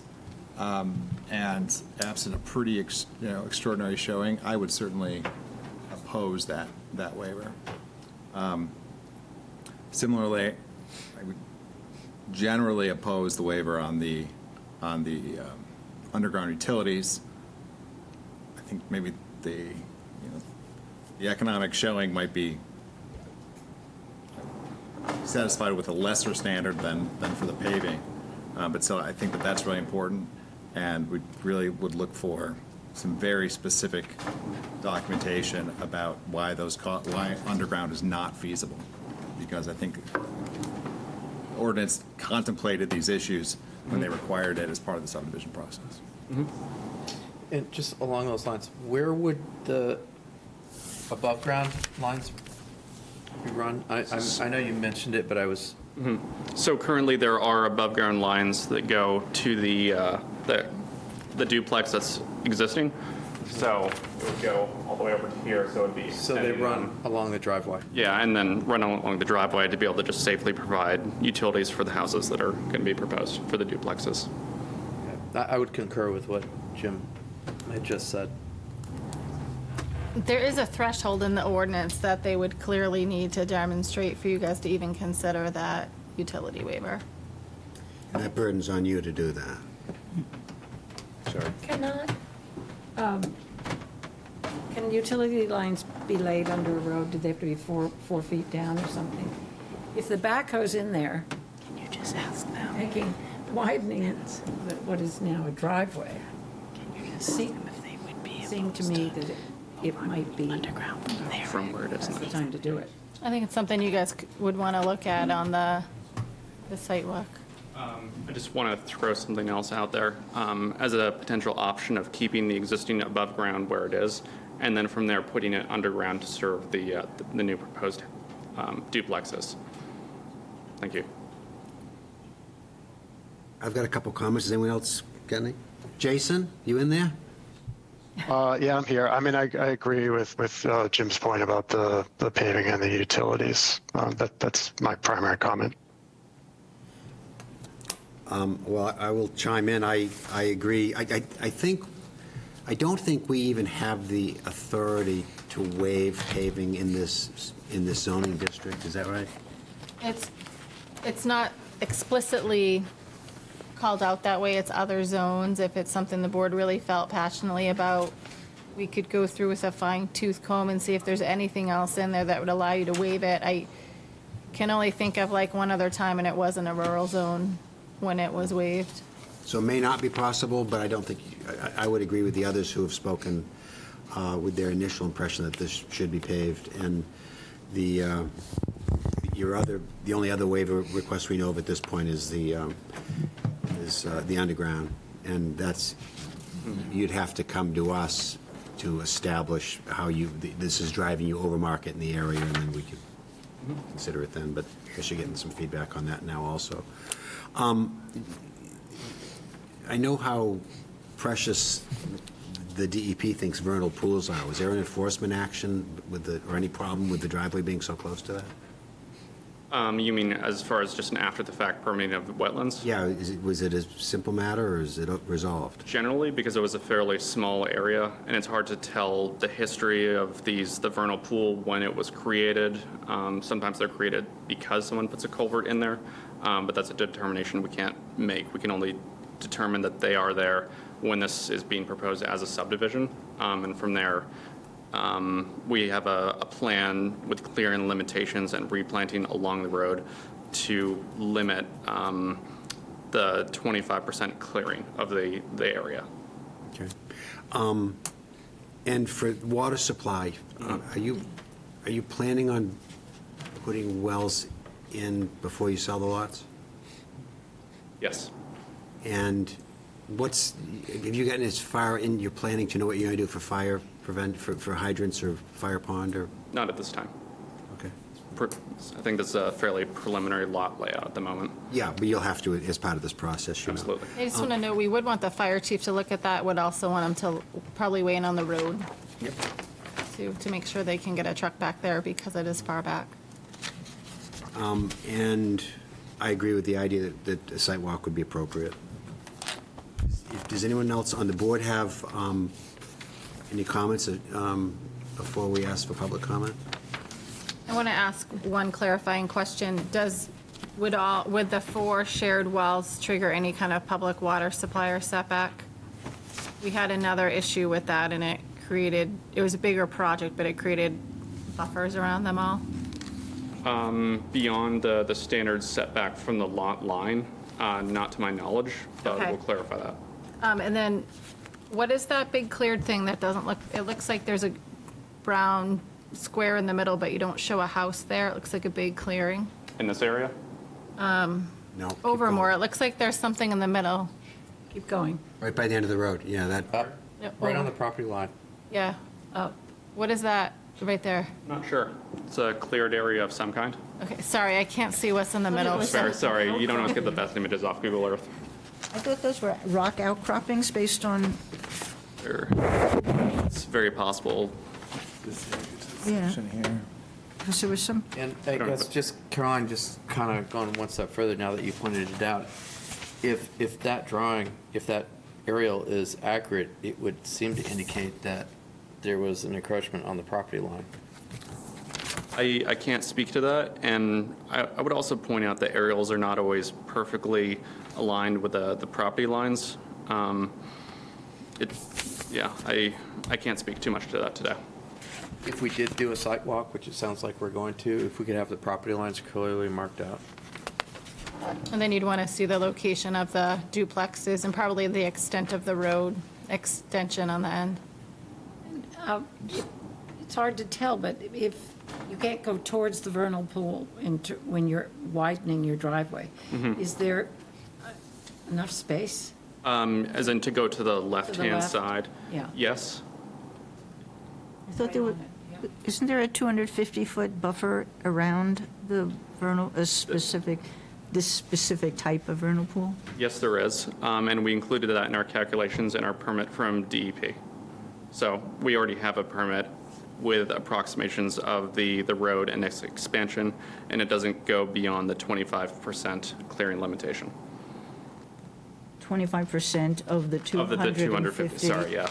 Okay. They're very nitpicky on the amount of areas within this, and it's a calculation, so we've already done that with them. Okay. Any other board comments before we ask for public comment? This is not a public hearing. We will have a public hearing, but if anyone would like to ask questions of the applicant or address us, come to the podium and give us your name, please. Hi, I'm Jen Blanchett, so I'm the major abutter here. And To the right, I'm sorry, where? I'm here. This is our land here. So I am concerned. I do think there was an encroachment when they did that large clearing, which was several acres of clear cutting in the middle of a pandemic and just in the backyard. So that was a surprise. But when I saw the renderings, it does look like there was an encroachment. I don't know because I don't do surveying, but I would like to know if that was done and how that could be remediated potentially with hedging or something that could buffer, because that is my backyard. And so you'll have two backyards to my backyard. So if there could be some kind of hedging or replanting of that area, we'd really appreciate it. I don't know about utilities, but I just have concerns. There's a big light that is on that pole and especially in the winter, it's already light pollution. So I don't know about more lights that are going to be there at night, if that's going to be more light pollution that we'll see from our property and then potentially these other properties. So that's, someone else, my neighbor's backyard, that will all kind of be in a fishbowl kind of area, which is a concern. Yeah, and just generally, we lose power a lot in North Freeport. The power grid is not very good. We've lost power at Christmas for 3 days. And with that other I know we're not talking about the other development, but if you're putting a lot of strain on the power network and that's not being addressed, we are going to continue to have problems in North Freeport losing power frequently. Luckily, we have a generator, but we had a new neighbor who had a Habitat home, did not have a generator. They came over to our house for Christmas Eve. So, there's people that do have lower socioeconomic status that are impacted by the strain on the power grid. So I would definitely think about that as you're planning for North Freeport areas. I think that's all that I had for now. Any questions for me? On the buffering issue, we get into buffering, but it's easier for us if the applicant and the abutter can come to us and say, here's what we're doing for buffering on an issue like yours. We did email. We didn't hear back, so we emailed the developer. Well, if the applicant's here, if you can speak to the applicant, Okay. it'd be good to be helpful to all of us if you can have that discussion. Otherwise, we'll do it from here. Okay. Thank you. And you do have a hand up online. You guys are all together, right? Okay. Can I bring Susan Chandler over to comment? Please. Unmute. May I see you? Good evening. Can you hear me? Yes. Okay.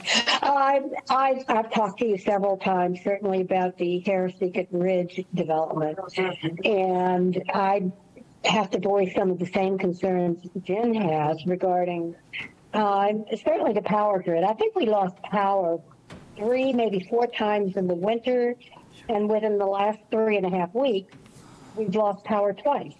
One for 2/3 of a day, one for a little over an hour, I think.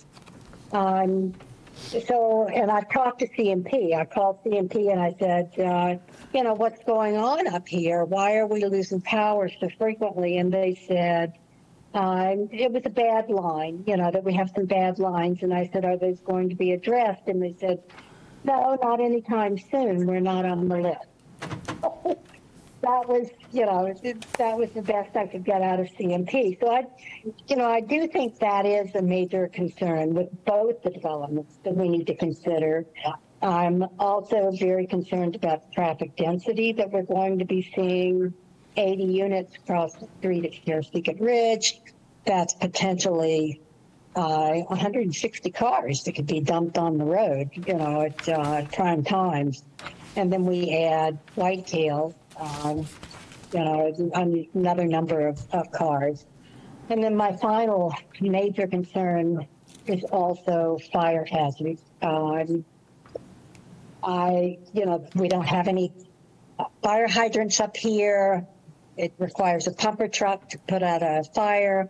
But we haven't had an unusually dry summer this year, but normally we are a wildfire area because it gets quite dry and we're usually in a drought situation. And if somebody started a fire accidentally, it could wipe out everyone in this whole area. So, and these two new projects are certainly clumped up pretty close to all of the neighbors that I have. So anyway, those are major concerns for me, and I hope the board is considering all of this, and I'm hoping that the board is addressing these issues with the builders, and that will be kept safe. Thank you. That's all. Yep, that's all I had to add. Thank you. I'll just, it's helpful to have public comments. Normally, we don't respond, but I'll just share. The traffic is an issue that's part of our review process. Fire protection is part of our review process. I don't think the irregularities of CMP are something that we get involved in. It's not part of our review. As we get close to the end of discussion on this conceptual plan, Caroline, this is not up for action, or is this up for? I didn't set it up for action. If you feel like you know the appropriate areas are determined for development and for open space, you could take action on it. I personally would rather have a site walk first, but I'm not sure how this feels. Agreed. Should we poll the board to see if we want to have a site walk? We got a yes from Jason, a yes from you, Yes. Jordy. It's pretty unanimous. Are you thinking you want to do a site walk immediately following the next meeting, and then they could come back on August 16th? Given everybody's summer schedules, I think going right before the meeting works well. How do other people feel? Yep. I won't be here at the next meeting. I'll be away. Jim? Just double check. Jason, are you cool with having a site walk before the next meeting? Yeah, that's great. It's good timing. Next meeting's the 16th. Will that give you guys time to mark out the extent of the road and the buildings in that property line?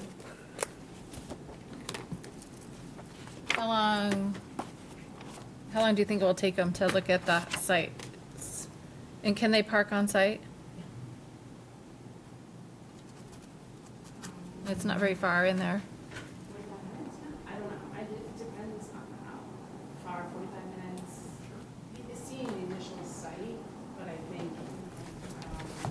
Blanchett's concerns to walk back to that might get a little bit longer because it's pretty lit. So maybe an hour, just to make sure you can go back to see the whole backyard as well. You guys want to do 5 o'clock, or you want to do earlier? Do 5 o'clock? So I'm in a proceeding that day that has a good chance that I won't be able to get here by 5, or even 6, for that matter. That could change, but I might be unavailable that day. Jason and Todd, are you guys in town those days? Because we have to have a quorum. I mean, it's really beneficial to have the most board members there, but we would have to have at least a quorum. So if not, we might want to do another day. If anyone's iffy, we might want to do another day. I would be happier if it was scheduled on another day, even though I'm not fond of weekend mornings or anything. I would do that because I cannot do the meeting. I'm not here lots of weekends, so We could do it, we could have it on a separate day. is that something you can coordinate by email? You guys are supposed to set the site walk, but if you give me directive to set it, I can work with the I don't have applicant my calendar's not. and find some dates. Are there days of the weeks that work better for anybody? Would you guys, That following Wednesday? after the meeting? Be good to do it before if we could, right? Yeah. How about After the meeting, we don't know yet how long that meeting would be, and it might, How but about the 9th? And I've never thought I'd heard Linda say morning, but I since know. she offered, This is 9th? August 9th? yeah. Okay. That would work. I'm out of country. Me too. How dare Maybe we everyone should go take and just, vacation. How about J- the is, 14th or 15th? Is a quorum we're gonna have- necessary for a 5 might be sidewalk? the best we can hope to do. Jason, are you free on that date? On the day of 9th the or next meeting? 16th are both fine. How about the 2nd? That gives me enough time to notice. No, I they can't may do the not be able to second. get done. Was that 2 weeks from now? That's 2 weeks. The second hero might push the survey up a little bit. Okay. How much of a timeline are you guys on? Like, everyone wants it yesterday, but Are you hoping to be here next month? We did hope to be in here next month, but that's probably not gonna happen, and that's fine. But I just want to make sure I give the surveyor, I mean, I think he can be up there by the 9th, you know. I just want to make sure it's laid. ready, yep. for you guys. How about the 14th or 15th? What day of the week is that? Monday, Tuesday of that same week. Tuesday, I can't. When's your next when's the next planning board meeting, sorry? A project review board meeting, the next one's August 16th, and then the one after that is September 20th. Given that, I can't do the 14th. given that the concept approval is a pretty low standard, that gives us a lot of flexibility to change going forward, I might propose in order, because, I mean, it sounds like getting it before next month's meeting is not plausible. I propose instead, we take action on the concept level stage to kind of keep it on track and essentially set it for a follow-up review in September, and we can look at either the end of August or the beginning of September for a site walk. Can I add or say something adverse to that? Concept, I've always had a hard time with this concept approval thing, because to me, it means we're looking at their suggested areas for things. If we have not seen those areas, and when we look, I know it's not a good thing to keep bringing up Harrisecret Ridge, but when we did go out there, we had an opportunity to look at this different sites, and when some of them looked like, whoa, it's pretty wet over there, how can you build put a house over there? That's the kind of thing that I would like to see in a site walk, so we know conceptually when they show these plans that we're not so far off. Because once we do the conceptual plan, it's really not fair to them to say, a month later, well, that is totally ridiculous because of the site walk. You can't do that. I agree with you. So that's why I would rather see a site walk first. Caroline, could you come back to us with a couple of dates, be it because I don't have my calendar. Todd, were you available on the 16th before the meeting? Yes. Okay, so the 16th might be a day we could get the biggest quorum. Oh, and you couldn't get it surveyed this month, so we could. No, I can have it by the 16th, I can have it by the 9th. I just, when you threw out the 2nd. Yeah, I was just gonna suggest next week, so you probably won't like that. It sounds like, I wish I could get back to you, but I feel like. Okay, let me talk to the applicant and get a date when they're gonna get the survey, and then I'll reach out 16th to the board. We should set it though, like I'm all about anything after the 2nd, I will get it done. it sounds like we're going to have The most. 5 out of 7 on the 16th. Yeah, the 16th might be our best date. Yeah. Right. And it won't matter because I'm not going to be here for the meeting on the 16th, so it won't matter that I see it or not. If everyone could just email me that needs to check their schedule, which I think is Ford and Lynn Yeah. for the 16th, and if we, I know I'm good for the 16th. Ninth? okay. I'm not I'm sure, but let me check. 9th, I think I'm And Jason's in town, back in. so, okay, Lynn, let me know. It's all on your shoulders. Okay. Let me know, and if not, I'll No work with pressure. the applicant and suggest some alternative dates. Okay, And so thank we'll you. do 5 o'clock. Yes. Okay. And so there's no action required on this item? You can just, somebody can make a motion just to table the review of the proposed Whitetail subdivision until such time the board can have a site walk. Who's going to say what Caroline just said? I move that we table Whitetail Drive subdivision until we have a site walk tentatively on August 16th. Is there a second? Second. Berger. Yes? Okay. Is there any discussion? I'm sorry. Got my, see if I, Berger. Yes? Donahue. Yes. Hamlin. Yes. Madeira. Yes. Monteleone. Yes. Reiki, yes. Yankee. Yes. I had one question, though, for new business or old business. Okay, is there any, thank you. New business, yeah. Is there anything else before we adjourn? Yes. Yes. I have a question. A couple months ago, we approved a sign at Riddy's, a roadway sign. And my observation seems to be that we were very correct in changing the back color from white to green. And I think we also put some limits on the brightness of that sign. At night, driving by, it is really bright. And it is much brighter than what it was before with a white background being indirectly lit, is my thought.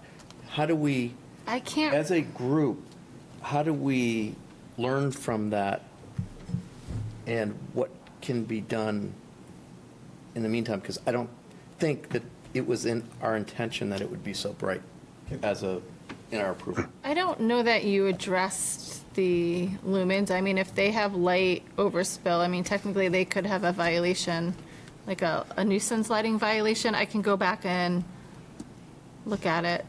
I think there was, there was a provision about the lighting being equivalent to some neighboring standard. I think that was you. I think so. I'll have to go back and look. I can't remember off the top of my head. But I guess my question is, how do we follow up on things that we approved if we see things or hear of things, and how is that? If you feel like something got installed and it wasn't what you clearly approved, then we can follow up as a violation. Site plan is actually kind of easier because the town engineer, or subdivision, Yeah. the town engineer's out there inspecting them all the time. With design review, the code officer always reviews your approval, the notice of decision. It's noted on the permits, but if you feel like there's a violation, or in some cases, we might have to take it as a learning opportunity of things you need to attach. Exactly, in and the that's why I mention it future. collectively, because seeing what I see now, I would not have Interesting. approved it. I would also observe that recently I've seen changes that it's being used in a manner that appears to be inconsistent with what we approved. Like, we approved using a green backing with white lettering. Right. And I'm seeing images and color schemes that are not that. When I've gone by at night, I've only seen it, I think it's just changed within the last. Okay. Does it change from, flash to flash to flash with what it's showing? I've seen it one time while I was driving by move. I did notice the brightness of it. It was hard to tell too. Because they have the sign, which looks bright, but then they also have some LED fixtures down below, so I couldn't really tell what, or if it's just the combination that was making it Yeah, bright. well, we'll have to go back and check the language then, because I thought it was very clear that I thought we were pretty specific about that concern, and Because there was a big discussion on where else in town is there this kind of lighting, and we said the safety building or something, but Maybe that was it. We said that the brightness can't exceed what was on the public safety building. Because that was that. I'm going to look it up right now for you. anyways, we can discuss it again next week if we have more information. And Caroline, if you maybe talk to the codes enforcement officer too, to get his take on what he thought we passed and what he sees. I can tell you what you put for conditions right now.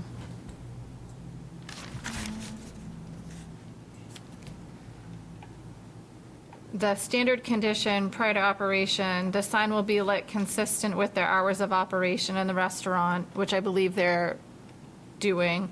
A dark background and a font that's consistent with the color and style. That's on the existing permanent sign.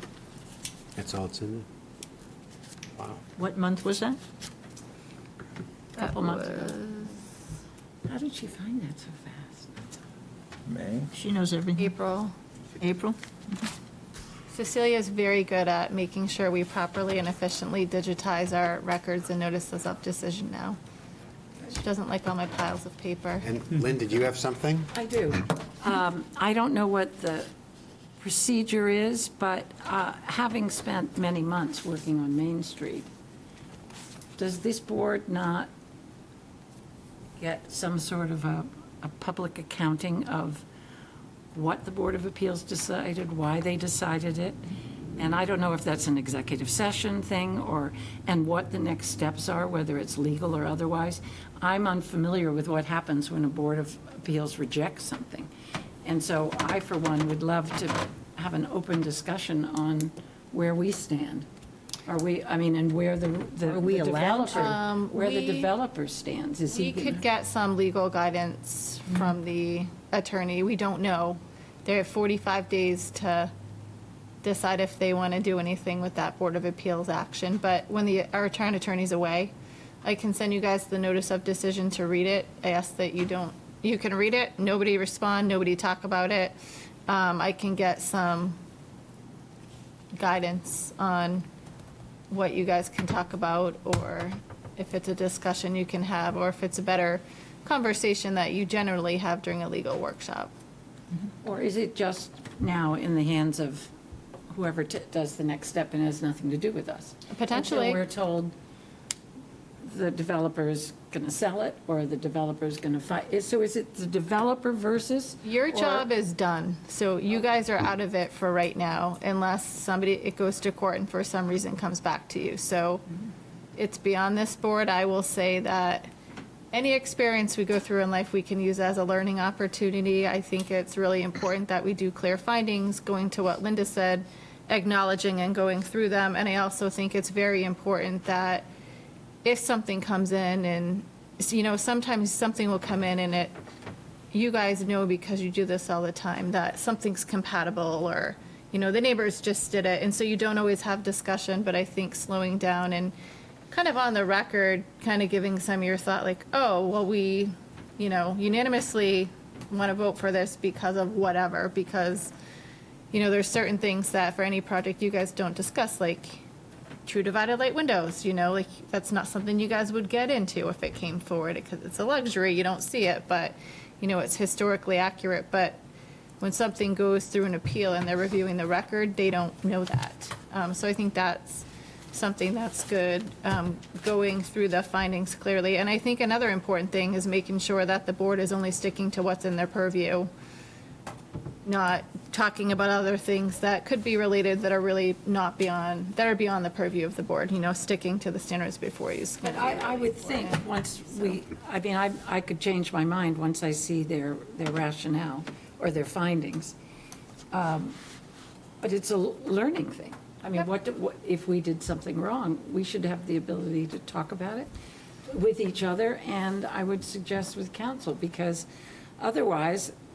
So I think for now, not knowing the status and that it's potentially a pending legal matter that could come back to you right now, we need to not talk about it. Right. Until we get some guidance on if that's appropriate, or if it warrants just a more general discussion for future applications that could get appealed. I would suggest that we press our legal counsel to set up a workshop about when the time's right to talk about what happened, why, and what we can learn from it. Because I think that's, Although it's, you know, you want. I think that's helpful to do. Can we, so one of the inherent concerns is that the Board of Appeals, like us, is kind of acting, it's a group of people acting on their discretion, and it can sometimes be detached from the law, which is why there's a secondary, it then gets appealed to court, and then it gets appealed to the state Supreme Court. It could be a very long time before it ever comes back here. I mean, several years before it comes back here, potentially. And I asked, the question is, it might be more productive to have a meeting with the Board of Appeals to understand what they're looking for and find defective or necessary in order to meet these standards, because, you know, that's the level of review that said what we did was in error right now. I think it's a bigger conversation that I'd prefer we get some legal guidance on, and if warranted, put on an agenda. I have. And then maybe that's the next step, is after that, but yeah. I think there's a step in between, or maybe it should have been already. My understanding is that, because I think we all were supposed to have read these, these procedures and things, and we had to sign off that we've done this training thing. So one of the things it talks about, boards, town bodies, government bodies have to have minutes and have all their, when their agendas and their minutes are available. I'm wondering, because a Board of Appeals has, what would you call it, quasi governmental rights because they can change things.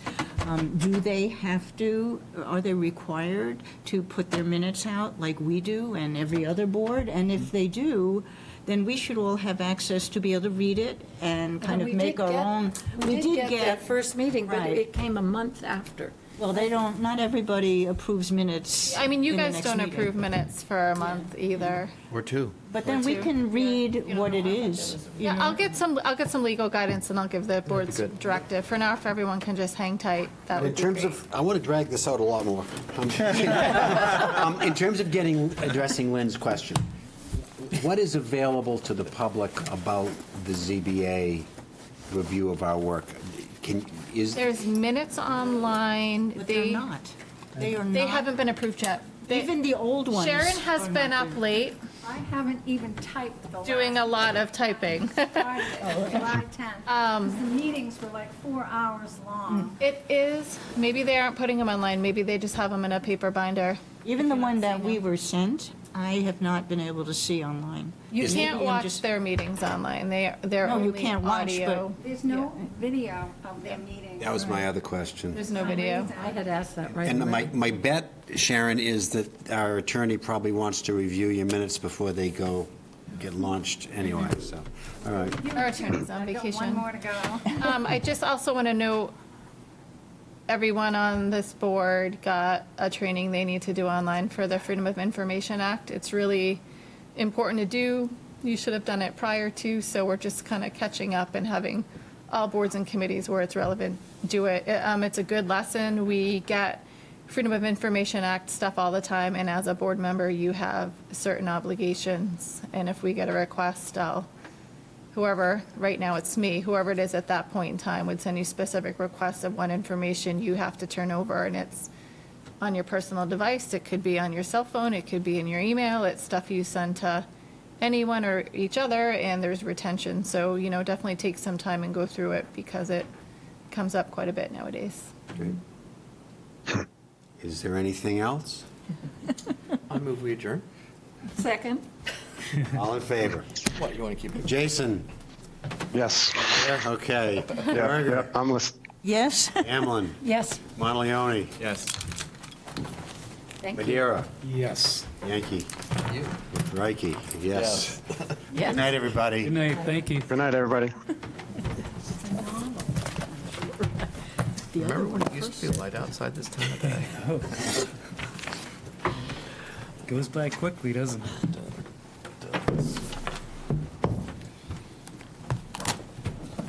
I'm behind you.